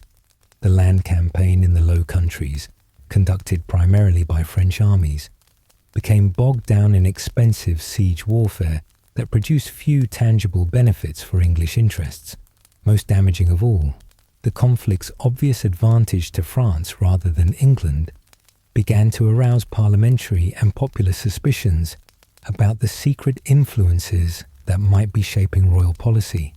Parliament's growing unease about the war was compounded by Charles's simultaneous issuance of a declaration of indulgence that suspended the enforcement of laws against Catholic and Protestant nonconformists.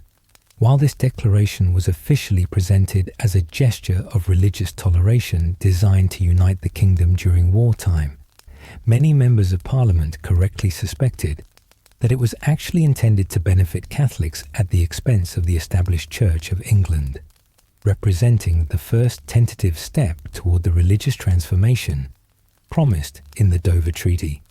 The combination of an unpopular war, fought primarily for French benefit, and a religious policy that seemed designed to advance Catholic interests created the first serious political crisis of Charles's reign since his restoration. Parliament forced him to withdraw the Declaration of Indulgence and pass the Test Act, which required all holders of public office to swear an oath explicitly denying the Catholic doctrine of transubstantiation.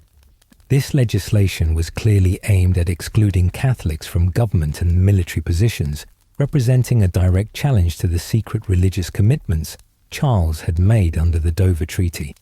Charles's response to this crisis demonstrated both his remarkable political skill and the fundamental contradictions inherent in his impossible position. He formally complied with Parliament's demands, withdrawing the Declaration of Indulgence and accepting the Test Act, while privately assuring Louis XIV that these measures were temporary expedients designed to maintain his political viability until more favourable circumstances might arise for implementing their religious agreements. But the crisis also revealed the enormous personal costs of Charles's diplomatic deception. His brother James, the Duke of York, was forced to resign his position as Lord High Admiral rather than take the required Protestant oath, publicly revealing his Catholic conversion for the first time and intensifying speculation about the religious direction of the royal family. This development not only damaged James's political prospects, but also increased Protestant fears about the future of the English succession and the long-term security of the Protestant settlement. The Dover Treaty thus created ongoing complications that would plague Charles throughout the remainder of his reign. Louis XIV, who had paid substantial sums in expectation of Charles's religious conversion, became increasingly impatient with his English allies' failure to fulfill his commitments. The French king began to suspect, quite correctly, that Charles was taking his money while having no genuine intention of converting to Catholicism or restoring England to Roman obedience.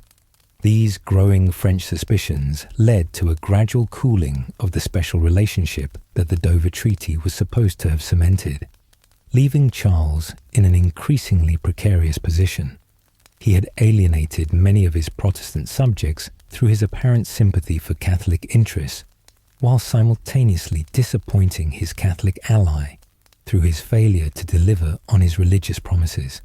The secret that was supposed to have strengthened his position had instead created vulnerabilities that his enemies would eventually exploit with devastating effectiveness.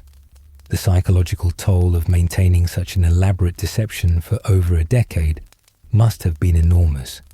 Charles was forced to live multiple lives simultaneously, maintaining Protestant orthodoxy in public while secretly committed to Catholic restoration, accepting Protestant loyalty while knowing he had betrayed his subjects' trust, participating in Anglican services while privately planning their eventual abolition.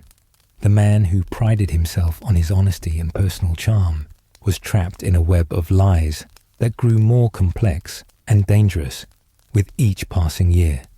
Perhaps most tragically, the Dover Treaty prevented Charles from developing the kind of genuine religious policy that might have served both his own convictions and his kingdom's needs. Had he been free to pursue gradual religious toleration through honest parliamentary negotiation, he might have achieved a lasting settlement that protected both Protestant and Catholic interests, while maintaining England's independence and his own integrity. Instead, his secret commitments forced him into a pattern of deception and manipulation that ultimately served no one's interest effectively and created the atmosphere of suspicion and paranoia that would soon explode in the hysteria of the Popish plot. The twin catastrophes that struck England in successive years during the mid-1660s tested Charles II's leadership as nothing had before, revealing both his genuine personal courage and his remarkable ability to maintain public confidence even when the very foundations of his kingdom seemed to be dissolving into chaos.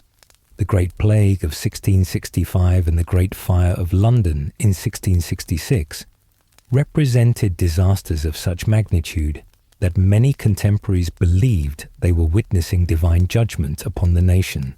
Yet Charles's response to these crises established him not merely as a charming entertainer, but as a true leader capable of inspiring hope and maintaining order during the darkest of times. The plague that descended upon London in the spring of 1665 arrived with the stealth of an experienced assassin, slipping unnoticed into the overcrowded parishes beyond the city walls before announcing its presence with a mounting toll of death that would ultimately claim nearly 100,000 lives. This ancient enemy of mankind which had terrorized Europe periodically for centuries, had returned to England with a vengeance that would make 1665 forever remembered as the year of plague. The disease first appeared in the parish of Song, Giles in the Fields, during the winter of 1664 to 65, but the cold weather seemed to suppress its spread, creating false hope that the danger might pass without serious consequences. However, as spring warmed into summer, the weekly bills of mortality began recording an increasingly terrifying progression. Dozens of deaths in May, hundreds in June, over 1,000 by July, and an inexorable climb toward the peak that would come in September, when more than 7,000 souls would perish in a single week.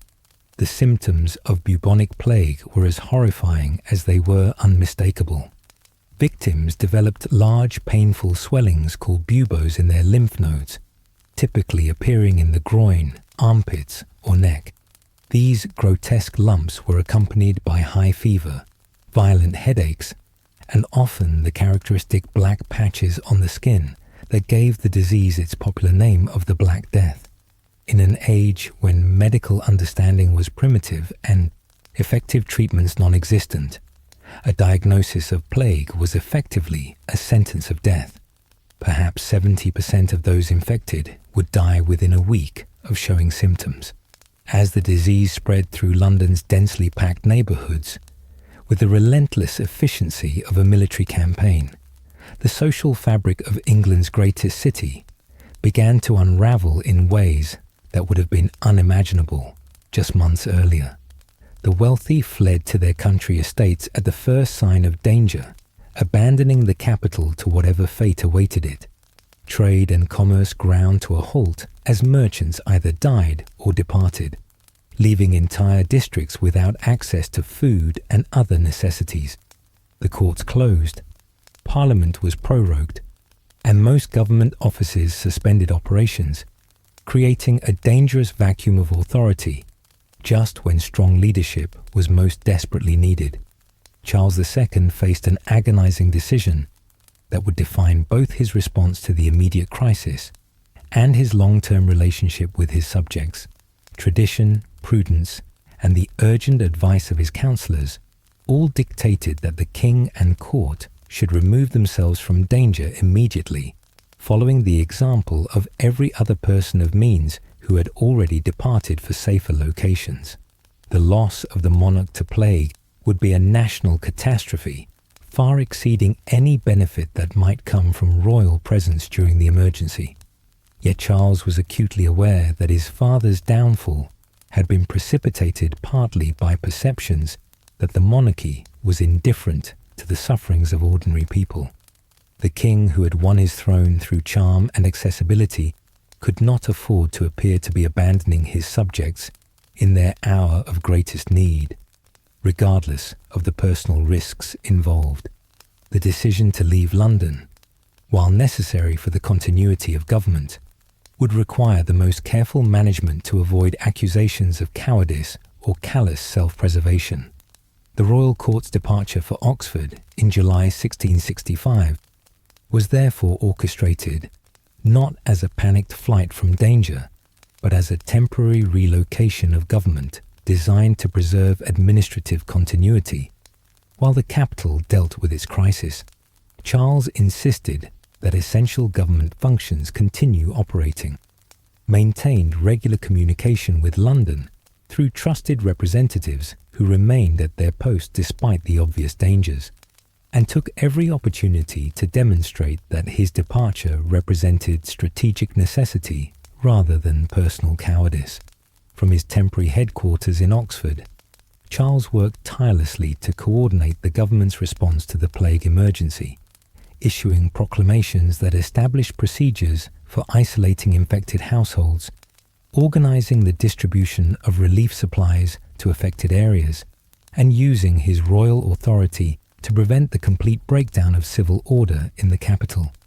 Perhaps most importantly, he maintained a highly visible public presence through frequent appearances and carefully crafted statements that reassured his subjects throughout the kingdom that their king had not forgotten them in their time of trial.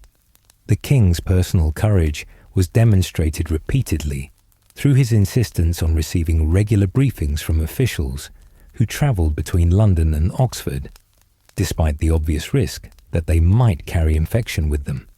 He also took the unprecedented step of contributing substantial sums from his own increasingly strained finances to relief efforts, setting an example that encouraged charitable donations from other wealthy individuals who had fled the capital. Meanwhile, in London itself, the plague was transforming daily life in ways that seemed to belong more to accounts of the biblical apocalypse than to the experience of a modern European capital.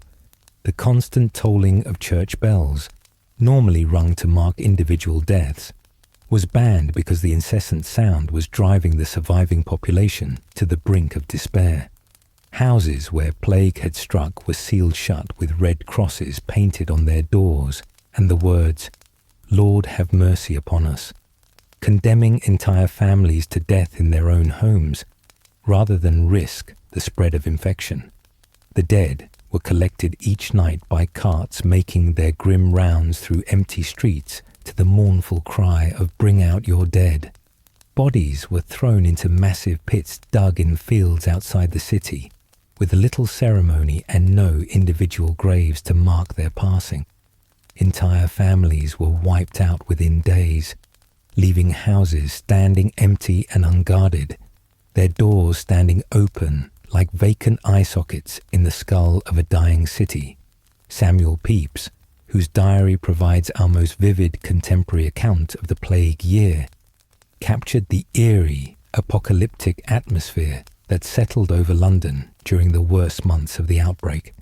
"Lord, how empty the streets are and melancholy," he wrote in October 1665.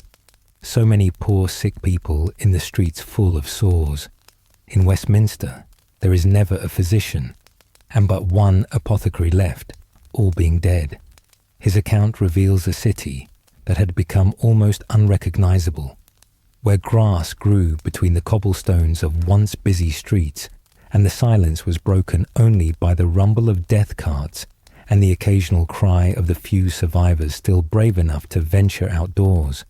Yet even in the midst of this catastrophe, examples of heroism and human decency provided glimpses of hope that sustained those who remained. Physicians and clergymen who stayed at their posts risked their lives daily to care for the sick and dying, often succumbing to the disease themselves. Neighbours, who had never spoken before, looked after each other's children when parents died, and anonymous benefactors left food and supplies outside infected houses despite the danger of contagion. The village of Am in Derbyshire became legendary throughout England for its collective act of self-sacrifice when the residents, led by their courageous rector William Mompesson, voluntarily quarantined themselves to prevent the spread of plague to neighbouring communities. Over 14 months, the disease killed approximately 2/3 of the village's population, but their sacrifice may have saved thousands of lives in the surrounding countryside and provided a powerful example of civic virtue that inspired similar acts of heroism elsewhere. As winter approached and the weekly death toll finally began to decline, Charles made the difficult decision to return to London, carefully timing his reappearance to coincide with clear evidence that the worst of the crisis had passed. His return in February 1666 was staged to project confidence and normalcy while acknowledging the tremendous suffering the city had endured. The king's first public appearance was at a Thanksgiving service at Westminster Abbey, where he offered prayers for the dead and expressed gratitude for the apparent end of the plague. But even as London began the slow, painful process of recovery from the plague, an even more dramatic disaster was preparing to strike the already weakened capital. The summer of 1666 was exceptionally hot and dry, creating conditions that would prove catastrophic when combined with the city's medieval layout of narrow streets and predominantly wooden construction. By September, London had become a tinderbox of unprecedented proportions, waiting only for the smallest spark to ignite a conflagration that would consume most of the ancient city. That spark came in the early hours of Sunday morning, September 2nd, 1666, in the bakery of Thomas Fariner on Pudding Lane, near London Bridge. What began as a small kitchen accident, probably an overheated oven or a carelessly tended fire, would, over the next 4 days, consume more than 13,000 houses, 87 churches, and most of the City of London's commercial and governmental buildings.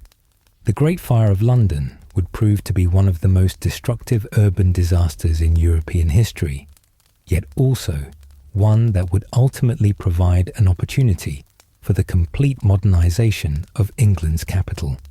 The fire's rapid spread was facilitated by several factors that converged with devastating effect. The long drought had left the city's wooden buildings parched and ready to ignite at the slightest provocation.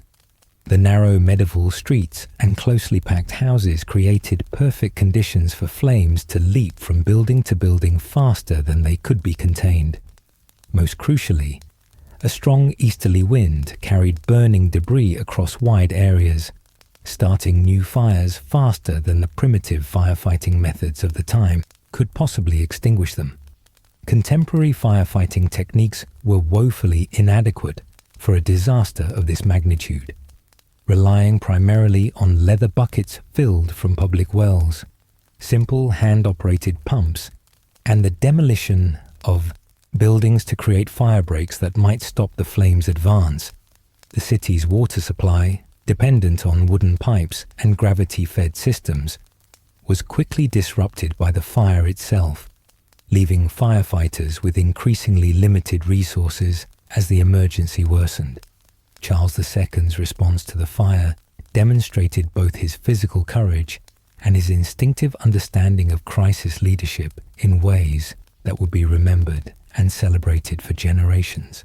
Unlike during the plague, when he had necessarily remained at a safe distance to preserve governmental continuity, the king now placed himself directly in harm's way, personally directing firefighting efforts and working alongside ordinary citizens in a display of royal leadership that was unprecedented in English history.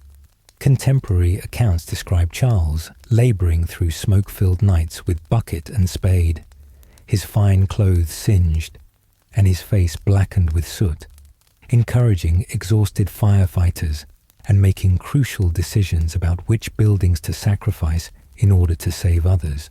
He was seen organising the evacuation of threatened areas, coordinating the placement of firefighting equipment, and even participating directly in the dangerous work of demolishing buildings to create fire breaks. His brother James, the Duke of York, worked alongside him with equal dedication, earning widespread praise for his courage and practical skill in directing firefighting operations. The sight of both royal brothers labouring side by side with ordinary Londoners created a powerful image of monarchy, united with its people in the face of common danger, demonstrating that royal dignity was entirely compatible with hands-on leadership during times of crisis. The fire's progress over 4 days read like a military campaign against the city itself, with each day bringing new losses and fresh challenges. On the first day, the flames consumed the area around London Bridge and began their relentless advance westward along the Thames. The second day saw the destruction of the Royal Exchange, the commercial heart of the city, along with hundreds of shops and warehouses that represented the livelihoods of thousands of citizens. By the third day, even St. Paul's Cathedral, one of London's most ancient and beloved landmarks, was engulfed in flames so intense that they melted the lead roof and caused massive stones to explode from the heat. The human drama of the fire was as compelling as its physical destruction, as families throughout the city fled their homes carrying whatever possessions they could manage, often loading carts and boats with their most precious belongings, only to watch them burn when the flames overtook their escape routes.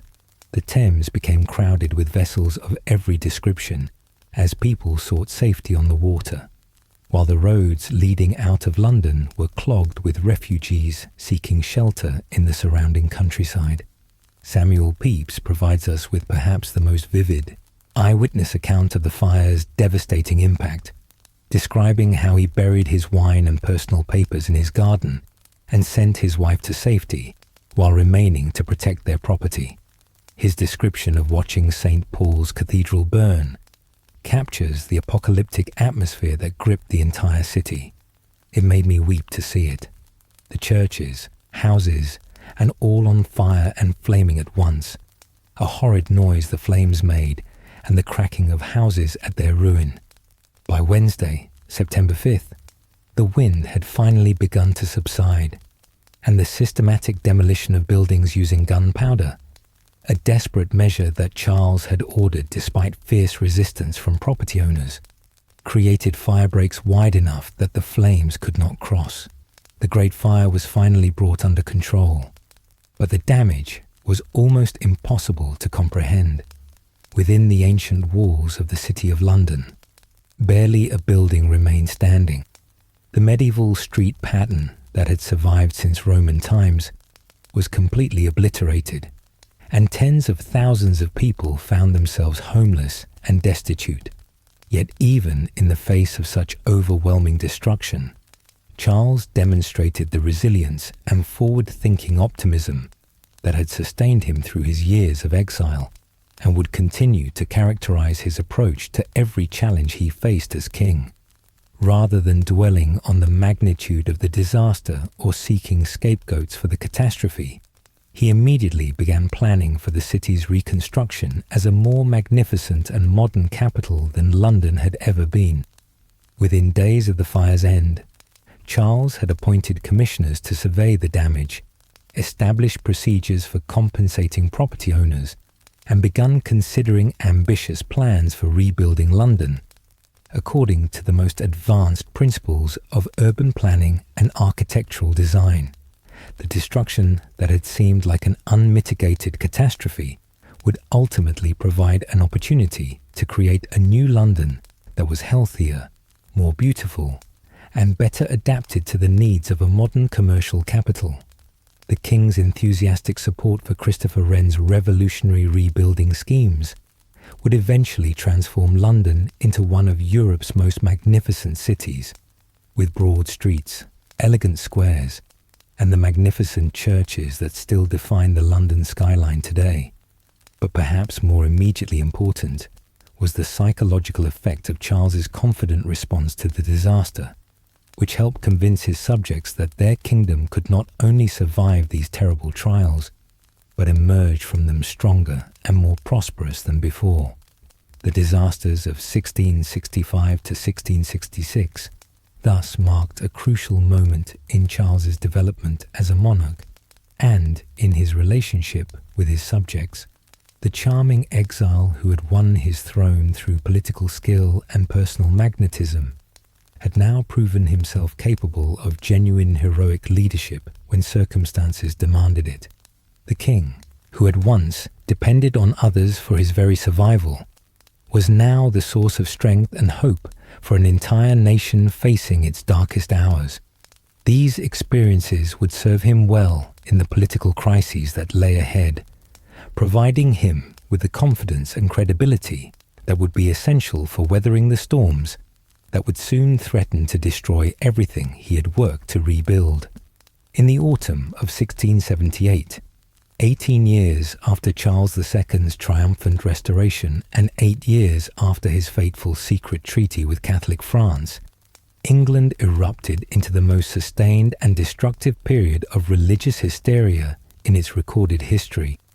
The Popish plot, as this extraordinary episode came to be known, was entirely fictitious, an elaborate web of lies spun by a failed Anglican clergyman named Titus Oates, who would manipulate England's deepest fears about Catholicism and foreign conspiracy to create a reign of terror that would claim dozens of innocent lives and threaten the very foundations of Charles's carefully constructed political settlement.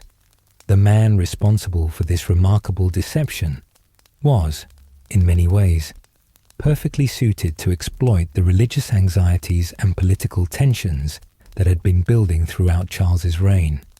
Titus Oates embodied all the worst characteristics of religious extremism, combined with personal ambition.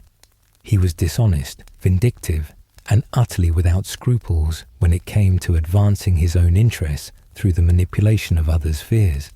Yet he also possessed precisely the kind of detailed knowledge about Catholic institutions and personalities that would make his accusations seem credible to audiences already predisposed to believe the worst about papist conspiracies. Oates had been expelled from multiple Anglican positions for various forms of misconduct before embarking on an extraordinary deception in 1677, when he feigned conversion to Catholicism and gained admission to Jesuit seminaries in Spain and France.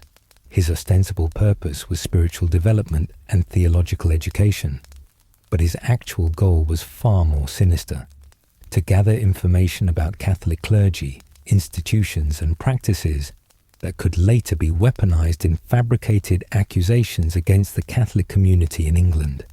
During his months at the English College at Valladolid and the Jesuit seminary at Saint-Omer, Oates proved remarkably successful at insinuating himself into Catholic circles despite his obvious unsuitability for religious life.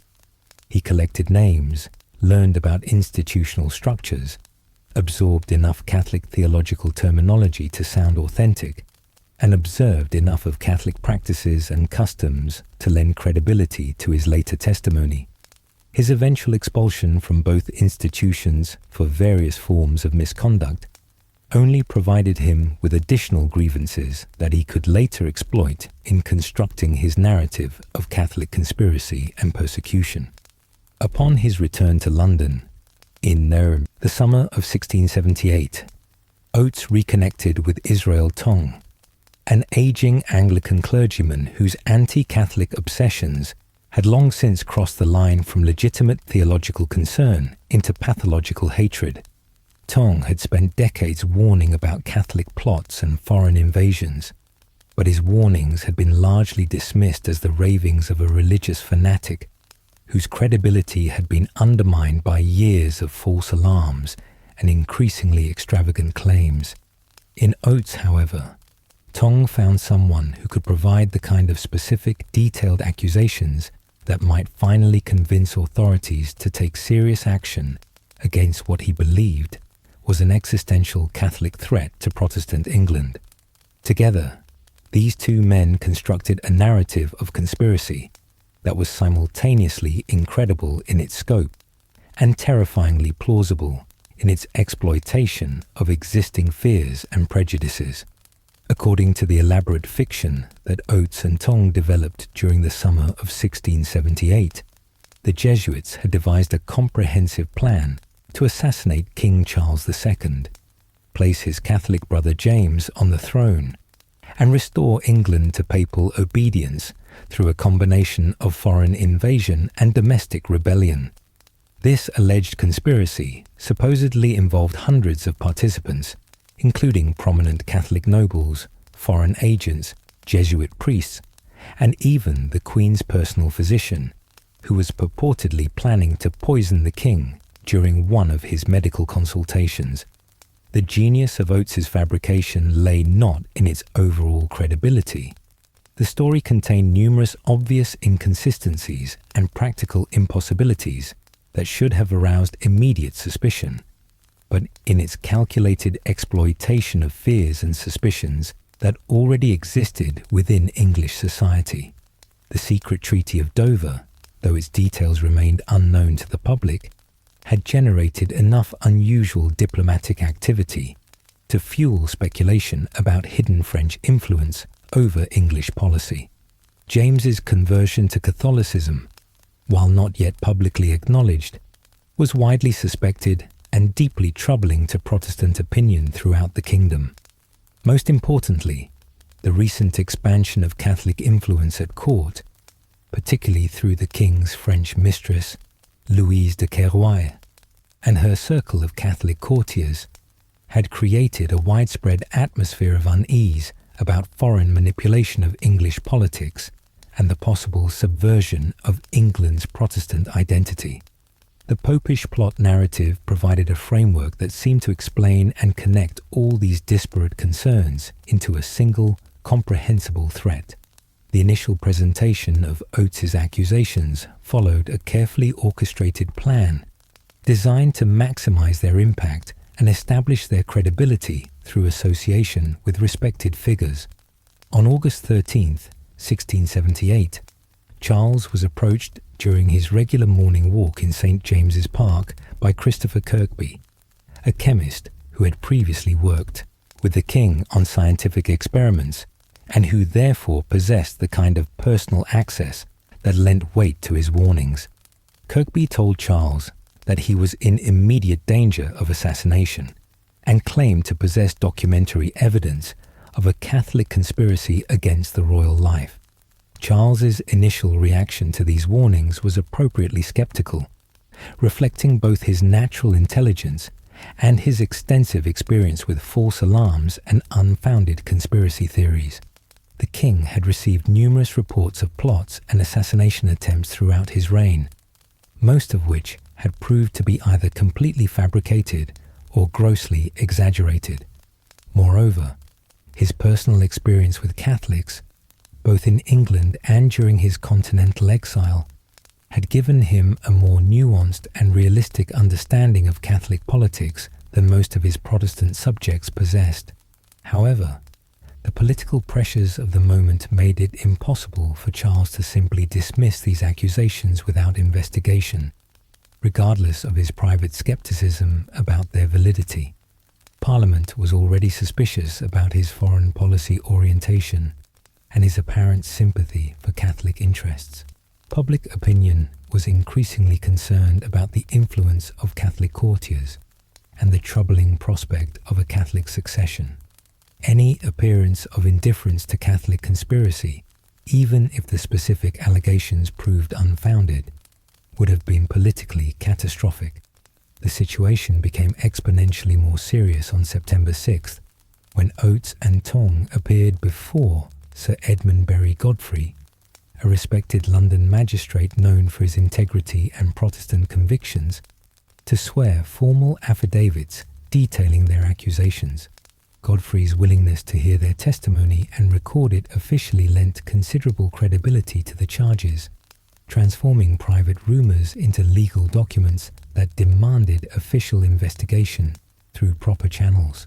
The transformation of the Popish plot from a private accusation into a national obsession occurred with shocking suddenness when Sir Edmund Berry Godfrey disappeared on October 12th and was found dead 5 days later on Primrose Hill, his body bearing clear signs of violence.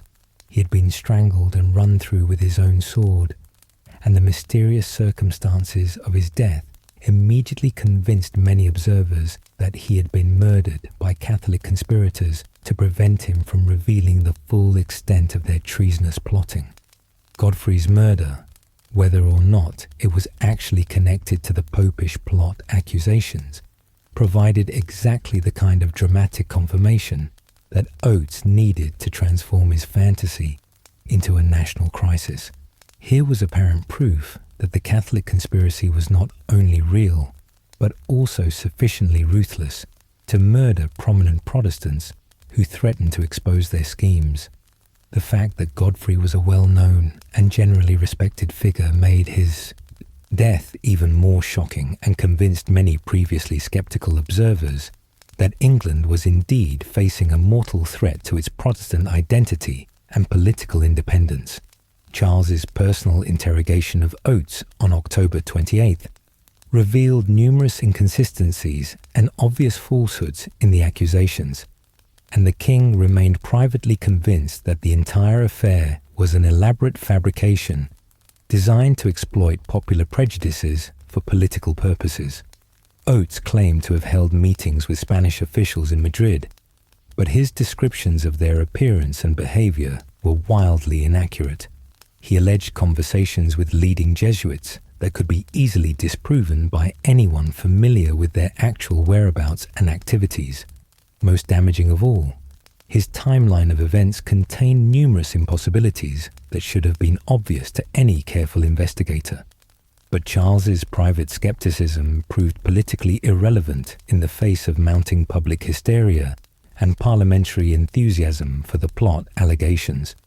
Parliament, which had been prorogued during the initial phase of the accusations, was recalled in late October and immediately seized upon the plot as confirmation of their worst fears about Catholic influence and foreign manipulation. The House of Commons formally declared that there hath been and still is a damnable and hellish plot contrived and carried on by the popish recusants for assassinating and murdering the king and rooting out and destroying the Protestant religion. The political dynamics that sustained the popish plot hysteria revealed the fundamental tensions that had been building throughout Charles's reign between his public Protestant obligations and his private Catholic sympathies, between his need for parliamentary cooperation and his desire for royal independence, between his diplomatic commitments to Catholic France and his responsibilities to Protestant England. Parliament's enthusiastic embrace of Oates's accusations reflected their broader concerns about the king's religious policies, his secretive foreign policy, and his apparent willingness to accommodate Catholic interests at the expense of Protestant security. What followed was a period of judicial terrorism that would have been remarkable in any age, but was particularly shocking in a kingdom that prided itself on its legal traditions and constitutional safeguards. Oates, suddenly elevated from obscure failure to national hero and granted a generous pension by Parliament, expanded his accusations to include dozens of additional conspirators. His testimony, despite its obvious inconsistencies, retrique continue edit, and increasingly fantastic elaborations, was accepted as unquestionable truth by courts that had abandoned normal legal procedures in favour of confirming popular prejudices and political assumptions. The trials that followed represented a complete perversion of English justice, characterised by the systematic abandonment of fundamental legal protections and standards of evidence. Defendants were denied adequate legal representation, prevented from calling witnesses in their defence, and convicted primarily on the basis of testimony that would have been dismissed as obvious perjury in any normal legal proceeding. The judges, terrified of appearing sympathetic to Catholic conspirators or insufficiently zealous in protecting Protestant England, actively encouraged convictions and imposed death sentences with an enthusiasm that shocked even contemporary observers who supported the anti-Catholic campaign. Among the tragic victims of this judicial hysteria were individuals whose only crime was their Catholic faith, and whose characters would normally have protected them from such persecution. Edward Coleman, secretary to the Duchess of York, was executed primarily because his private correspondence revealed Catholic sympathies and maintained contacts with Catholics in other European countries, activities that were entirely legal, but which seemed sinister in the atmosphere of paranoia that gripped the kingdom. Several Jesuit priests, including William Ireland, John Grove, and Thomas Pickering, were hanged on the basis of Oates's testimony, despite the complete absence of any corroborating evidence and clear proof that they had been elsewhere when the alleged meetings were supposed to have taken place. Most tragically, Oliver Plunkett, the Catholic Archbishop of Armagh and Primate of all Ireland, was executed for treason in a trial that was recognised even at the time as a complete travesty of justice. Plunkett was a man of genuine sanctity and learning who had devoted his life to pastoral care and education, yet he was condemned to death on the basis of fabricated evidence and perjured testimony that would later be thoroughly discredited. His execution represented the absolute nadir of the judicial persecution that followed the popish plot allegations. The atmosphere of terror that gripped England during the height of the hysteria had profound effects on daily life throughout the kingdom, fundamentally altering relationships between neighbours and communities that had coexisted peacefully for generations. Catholics who had lived openly and peacefully as respected members of their communities suddenly found themselves objects of suspicion, fear, and hatred. Many fled to continental Europe or went into hiding to avoid arrest, while others attempted to demonstrate their loyalty through public renunciations of their faith or by providing information about fellow Catholics to the authorities. The psychological impact on Charles himself was particularly severe, as he found himself trapped between his private knowledge that the plot was a complete fabrication and his public obligation to appear appropriately concerned about Catholic conspiracy. He could not simply dismiss the accusations without appearing to ignore a genuine threat to Protestant England, but neither could he enthusiastically endorse investigations that he knew were based on lies and would inevitably lead to the execution of innocent people. The king's response to this impossible situation demonstrated both his political skill and the fundamental decency that lay beneath his sometimes cynical public persona. While he could not prevent the judicial murders that followed Oates's accusations without risking his own throne, he worked quietly behind the scenes to save lives whenever possible.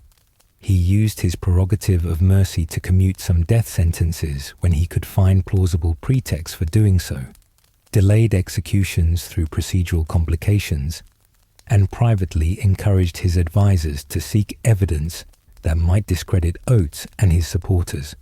Charles also demonstrated considerable personal courage in maintaining his skepticism about the plot, despite enormous political pressure to accept its reality and act accordingly. Foreign ambassadors reported that the king privately expressed his disbelief in Oates's accusations and his genuine distress at the executions that followed them, but he was careful to avoid any public statements that might be interpreted as sympathy for Catholic conspirators or indifference to Protestant concerns about foreign influence and religious subversion. The political consequences of the popish plot extended far beyond the immediate victims of judicial persecution, providing Parliament with an unprecedented opportunity to challenge fundamental aspects of Charles's political and religious policies. The hysteria became the foundation for the exclusion crisis that would dominate English politics for the next several years, as parliamentary leaders attempted to use popular fear of Catholic conspiracy to force Charles to exclude his Catholic brother James from the succession and accept parliamentary control over religious policy and royal appointments. The plot accusations also had significant international implications that threatened Charles's carefully constructed foreign policy and his secret financial relationship with Louis XIV. His ability to maintain cooperation with Catholic France became increasingly difficult as public opinion turned violently against any accommodation with Catholic powers, while the French king became less willing to support an English ally who appeared unable to control his own parliament or protect Catholic interests within his own kingdom. Perhaps most significantly, the popish plot marked the beginning of a new phase in English political development that would ultimately lead to the constitutional revolution of 1688. The crisis demonstrated both the power of popular opinion to influence government policy and the inability of even a skilled monarch to completely control political events once public passions had been aroused by determined agitators exploiting genuine fears and legitimate grievances. For Oates himself, the immediate consequences of his accusations were entirely positive and far exceeded anything he might have hoped to achieve through legitimate means. He was granted luxurious apartments in Whitehall Palace, a generous annual pension that made him financially independent, and the kind of public adulation that he had craved throughout his unsuccessful career. He became the most famous man in England, courted by politicians, celebrated by pamphleteers, and treated with the kind of deference normally reserved for great statesmen and military heroes. But Oates's triumph was ultimately built on foundations that could not be sustained indefinitely, as lies have a tendency to multiply and contradict each other over time. As the initial hysteria began to subside, and more careful observers examined his accusations with greater skepticism, the inconsistencies and impossibilities in his testimony became increasingly obvious. Other informers who had been inspired by his success began to contradict his claims and accuse him of perjury for their own advantage. Most damaging of all, his demands for money and recognition became so extravagant and his behavior so obnoxious that even his supporters began to question his motives and credibility. The gradual discrediting of Oates and his accusations revealed both the ultimate strength and the temporary weaknesses of English political institutions during this turbulent period. While the initial hysteria had led to tragic judicial errors and the persecution of innocent people, the system ultimately proved capable of self-correction as evidence mounted that the plot was largely fabricated. Parliament, which had initially embraced Oates as a national hero and saviour of Protestant England, gradually distanced itself from his increasingly outlandish claims. The courts, which had initially accepted his testimony without adequate scrutiny, began to demand more rigorous standards of evidence and corroboration.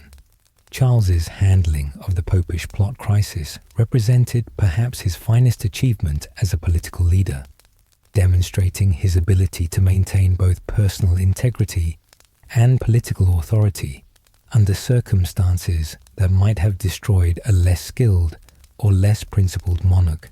Faced with a situation that combined genuine national hysteria with cynical political manipulation, he managed to protect his throne while limiting the damage caused by the persecution and avoiding actions that might have precipitated an even more serious constitutional crisis. The king's success in navigating this treacherous period demonstrated the political wisdom he had acquired during his years of exile and his early experience on the throne. He understood that direct confrontation with popular prejudices was likely to be counterproductive and potentially suicidal. But he also recognized that complete capitulation to unreasonable demands would undermine his authority and lead to even greater problems in the future. His strategy of apparent cooperation combined with quiet resistance allowed him to survive the crisis while maintaining his principles and protecting innocent lives whenever possible. Most importantly, Charles's response to the Popish plot revealed his fundamental commitment to justice and human decency. Despite the enormous political pressures he faced, his private efforts to save innocent lives, his refusal to exploit popular hysteria for his own political advantage, and his patient work to restore rational discourse to English politics, demonstrated that the merry monarch possessed reserves of moral courage that complemented his more obvious political talents and personal charm. The eventual collapse of the Popish plot allegations marked the end of one of the most shameful episodes in English legal and political history, but it also demonstrated the ultimate resilience of English institutions and the eventual triumph of evidence over prejudice. The fact that the truth finally emerged, despite the powerful interests that had supported Oates's lies, proved that even in an age of religious passion and political manipulation, careful investigation and rational analysis could ultimately prevail over hysteria and deception. For Charles, the successful resolution of the Popish plot crisis marked a crucial victory in his long struggle to maintain his throne while preserving both his personal integrity and his nation's stability. The king, who had learned to survive through charm and political flexibility, had now proved that he could also lead with courage and principle when circumstances demanded such leadership. The merry monarch had revealed himself to be something far more substantial than a mere entertainer or political opportunist. He was a true statesman who understood that sometimes the greatest royal duty was simply to remain calm and reasonable when everyone else was losing their heads to fear and hatred. As the hysteria of the Popish plot gradually subsided and England entered the final decade of Charles II's reign, the king found himself in a position of unprecedented strength and confidence, having survived the greatest political crisis of his restoration and emerged with his authority not only intact, but actually enhanced by his skillful management of an impossible situation. The man who had begun his reign as a grateful exile dependent on parliamentary goodwill had evolved into something far more formidable, a master politician who had learned to turn even the most dangerous challenges into opportunities for strengthening royal authority. The resolution of the exclusion crisis in the early 1680s marked perhaps Charles's greatest political victory, demonstrating his ability to outmaneuver opponents who had seemed to hold every advantage and who had come remarkably close to forcing him into constitutional limitations that would have fundamentally altered the nature of English monarchy. The parliamentary opposition, led by the Earl of Shaftesbury, and energized by the anti-Catholic hysteria that had gripped the nation, had appeared to have Charles cornered when they demanded the formal exclusion of his Catholic brother James from the succession to the throne. The king's refusal to abandon his brother, despite enormous political pressure and the apparent unpopularity of the Catholic succession, had initially seemed to place him in an impossible position. The Exclusion Bill, which would have legally barred James from inheriting the crown, commanded substantial support in the House of Commons and reflected genuine concerns about the prospect of a Catholic monarch that extended far beyond partisan political calculations. Many observers believed that Charles would ultimately be forced to accept some form of exclusion in order to preserve his own throne and maintain political stability. Yet Charles's response to this seemingly insurmountable challenge revealed the full extent of his political evolution since the early days of his restoration. Rather than attempting to find a compromise that would satisfy all parties, his usual approach to political difficulties, he chose instead to fight for a principle that he considered fundamental to the entire concept of monarchical authority. The divine right of succession, he believed, was not something that could be negotiated away without destroying the theological and legal foundations upon which all royal authority ultimately rested. The strategy that Charles developed for defeating the Exclusion Bill was characteristically indirect but devastatingly effective. Instead of confronting Parliament head-on through direct opposition or constitutional conflict, he systematically undermined the opposition through a combination of political maneuvering, financial independence, and careful exploitation of divisions within the exclusionist movement itself. His secret French subsidies, the legacy of the Dover Treaty, provided him with the financial resources necessary to govern without parliamentary grants, removing the most powerful weapon that Parliament possessed for compelling royal compliance with their demands. Charles also demonstrated his mastery of the art of political timing, understanding instinctively when to advance and when to retreat, when to make concessions and when to stand firm. He dissolved Parliament repeatedly when exclusionist majorities seemed likely to pass the bill, called new elections when circumstances appeared favourable to royal interests, and used the interval between parliamentary sessions to influence public opinion through a sophisticated campaign of royal propaganda and personal appearances. Perhaps most importantly, Charles recognized that the exclusionist movement contained within itself the seeds of its own destruction. As different factions pursued incompatible objectives that could be exploited by a patient and skillful opponent, some exclusionists genuinely believed that barring James from the succession would preserve Protestant England from Catholic tyranny, but others were motivated primarily by personal ambition and the hope of gaining power and influence under a different royal arrangement. Still others supported exclusion as a means of limiting royal authority more generally, using anti-Catholic sentiment as a vehicle for advancing constitutional changes that had little to do with religious concerns. The king's ability to identify and exploit these divisions, combined with his growing financial independence and his skill at maintaining the loyalty of crucial supporters, eventually enabled him to defeat the exclusionist movement entirely. By 1681, he felt sufficiently confident to dissolve Parliament one final time and rule without calling new elections, achieving the kind of absolute authority that had been his secret goal since his restoration, but which had seemed impossible to attain through direct confrontation. The last 4 years of Charles's reign, from 1681 to 1685, marked a period of personal rule that came closer to continental absolutism than anything England had experienced since the early years of his father's reign. Yet Charles's absolutism was fundamentally different from his father's, built not on theoretical claims about divine right, but on practical political skill, financial independence, and genuine popular support.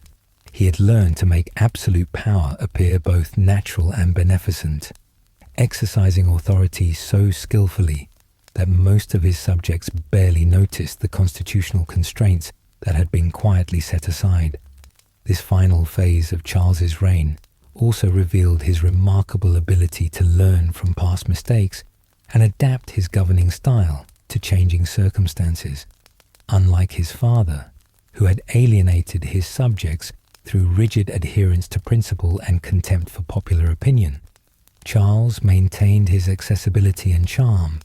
Even while governing without Parliament, he continued to hold public audiences, participate in ceremonial occasions, and cultivate the image of a king who ruled through love rather than fear. The king's approach to religious policy during these final years demonstrated his sophisticated understanding of the balance between principle and pragmatism that effective monarchy required. While he could not openly advance Catholic interests without risking the kind of popular uprising that had destroyed his father, he quietly used his enhanced authority to protect Catholics from persecution and gradually expand their practical freedoms.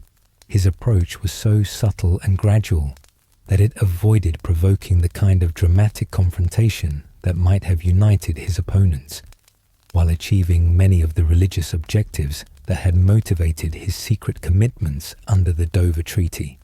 Charles's management of foreign policy during this period also reflected his growing confidence and independence. Free from parliamentary oversight and possessing adequate financial resources through his French subsidies, he was able to pursue a more flexible and opportunistic approach to international relations. He maintained his secret understanding with Louis XIV, while also exploring opportunities for rapprochement with other European powers, always keeping his options open and avoiding the kind of rigid commitments that might limit his future freedom of action. The question of Charles's personal religious beliefs became increasingly prominent during these final years, as observers, both contemporary and historical, have attempted to determine whether his apparent Catholic sympathies reflected genuine conviction or merely political calculation. The evidence suggests that Charles's religious views were complex and probably evolved over time, influenced by his personal experiences, political necessities, and genuine intellectual curiosity about theological questions. His mother's Catholic faith, his years of exile in Catholic courts, and his relationships with Catholic mistresses and advisors had certainly exposed him to Catholic ideas and practices in ways that few Protestant monarchs experienced. His consistent advocacy for religious toleration, even when it was politically costly, suggested sympathy for religious minorities that may have included Catholics. Most tellingly, his secret commitments under the Dover Treaty, while never fully implemented, indicated at least a willingness to consider Catholic restoration under appropriate circumstances. Yet Charles was also deeply pragmatic about religious matters, understanding that his throne depended ultimately on maintaining the support of his overwhelmingly Protestant subjects. He participated regularly in Anglican services, appointed Protestant bishops, and supported the established church, even while quietly protecting Catholic interests. His approach to religion, like his approach to most aspects of kingship, was characterized by flexibility and calculation, rather than rigid adherence to any particular theological position. The final months of Charles's life, beginning in the winter of 1684 to 1685, were marked by a gradual decline in his physical health that he initially attempted to conceal through his customary energy and public engagement. The king, who had always prided himself on his physical vigor and active lifestyle, found himself increasingly subject to fatigue, occasional dizzy spells, and other symptoms that suggested the approach of serious illness. Charles's response to his declining health was characteristically optimistic and determined, as he continued to maintain his usual schedule of public appearances, private audiences, and personal entertainments. He seemed determined to demonstrate that neither age nor illness could diminish his capacity for kingship, and his courtiers were often amazed by his to appear energetic and engaged, even when they knew he was feeling unwell. The final crisis came suddenly on February 2nd, 1685, when Charles suffered what appears to have been a stroke while conducting his normal morning routine. The attack left him partially paralyzed and unable to speak clearly, though his mental faculties remained largely intact. The news of the king's collapse spread rapidly throughout Whitehall Palace and then across London, creating an atmosphere of crisis and uncertainty as courtiers, politicians, and ordinary citizens contemplated the imminent end of a reign that had lasted nearly 25 years. The 4 days between Charles's collapse and his death on February 6th provided a final opportunity for him to demonstrate the personal grace and political wisdom that had characterized his entire approach to kingship. Despite his physical limitations, he remained conscious and alert enough to conduct the business of succession, ensuring that the transition to his brother James would proceed smoothly and without the kind of constitutional crisis that might have plunged the kingdom back into civil conflict. Perhaps most remarkably, Charles used these final days to address some of the personal and political contradictions that had marked his reign. According to several credible contemporary accounts, he privately received the sacraments of the Catholic Church from Father John Huddleston, the priest who had helped save his life after the Battle of Worcester more than 30 years earlier. This deathbed conversion, if it actually occurred, represented the fulfillment of the religious commitments he had made in the Dover Treaty, accomplished finally when it could no longer pose any threat to his political position or the stability of his kingdom. The famous last words attributed to Charles, "Don't let poor Nellie starve," whether authentic or legendary, perfectly captured the combination of royal dignity and human warmth that had made him unique among English monarchs. Even in his final moments, facing the ultimate mystery of death, he retained the concern for others and the touch of humour that had endeared him to his subjects throughout his reign. Charles II died peacefully in his bed at Whitehall Palace in the early morning hours of February 6, 1685, surrounded by his family, his closest advisors, and the French mistress who had shared the final years of his life. His death marked the end not only of a remarkable individual reign, but of an entire era in English history, as the techniques of kingship that had served him so well would prove inadequate for the challenges that his less skillful successors would face. The immediate aftermath of Charles's death revealed the extent to which his personal authority had held together conflicting forces that would soon tear his kingdom apart. His brother James, who succeeded him as James II, inherited a throne that appeared secure and a kingdom that seemed prosperous and stable. Yet within 3 years, James would be driven into exile by the very constitutional forces that Charles had managed to contain through his superior political skill and instinctive understanding of the delicate balance between royal authority and popular consent. Charles II's legacy extended far beyond his immediate political achievements to encompass fundamental changes in English culture, science, and national identity that would influence the kingdom's development for generations to come. The theatres he had licensed, the Royal Society he had chartered, the architectural projects he had sponsored, and the cultural confidence he had fostered all contributed to England's emergence as a major European power in intellectual and artistic, as well as political and military terms. Perhaps most importantly, Charles had demonstrated that effective monarchy in the modern age required not just traditional royal virtues like courage and wisdom, but also more contemporary skills like charm, flexibility, and the ability to manage public opinion. He had shown that kings could rule successfully, not through force alone, but through a combination of political skill, personal magnetism, and genuine concern for their subjects' welfare.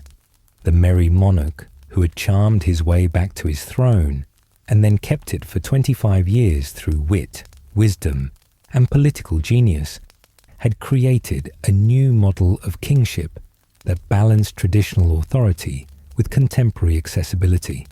His reign proved that even in an age of growing constitutional limitations and popular participation in government, skillful monarchs could still exercise significant power and influence while maintaining the love and respect of their subjects.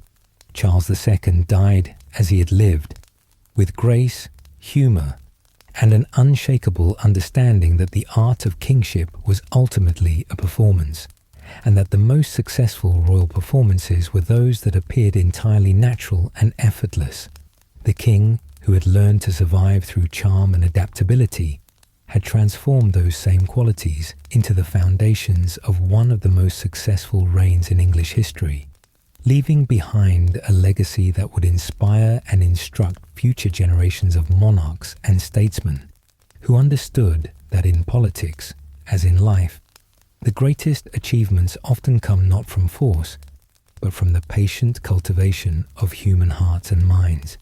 And so ends our peaceful journey through the remarkable life of Charles II, the merry monarch, who proved that sometimes the greatest royal skill is the ability to dance gracefully between pleasure and politics, charm and cunning, public performance and private calculation.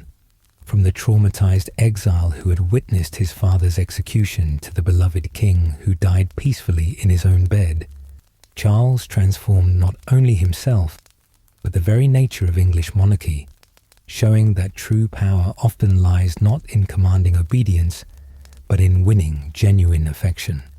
As you drift into sleep, let yourself imagine the laughter echoing through the halls of Whitehall Palace, where wit was valued as highly as wisdom, and where the king himself set the tone for a court that celebrated life rather than merely enduring it.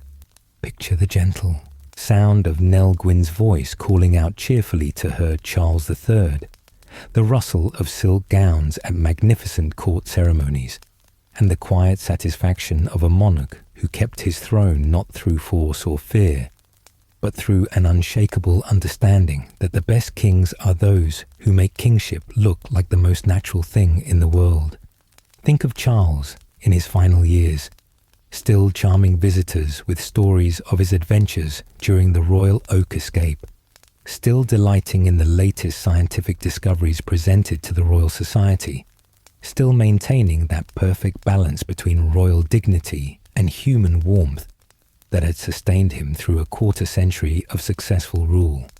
Even facing death itself, he retained the grace and humour that had carried him through exile, restoration, plague, fire, and political crisis, proving that character, once formed by adversity, becomes an unshakable foundation for every challenge that life can present. Rest well, dear listener, knowing that history's most fascinating characters continue their eternal dance through time, their stories serving as gentle companions for peaceful sleep. The merry monarch's laughter may have fallen silent more than 3 centuries ago, but his spirit lives on in every tale of resilience, every act of graceful leadership, and every reminder that sometimes the most profound strength is found not in rigid authority, but in the flexible wisdom of those who understand that ruling hearts is far more powerful than commanding mere obedience. Sweet dreams, and thank you for joining us on this gentle journey through Restoration England, where a king who had every reason to become bitter and suspicious chose instead to become the most charming and beloved monarch in English history. Sleep peacefully, and let Charles's example remind us all that even in our own challenging times, grace, humour, and genuine care for others remain the most powerful tools for creating the kind of world we want to live in. Good night from all of us at Sleepy Crown, where history's quiet tales gently carry you into dreamland.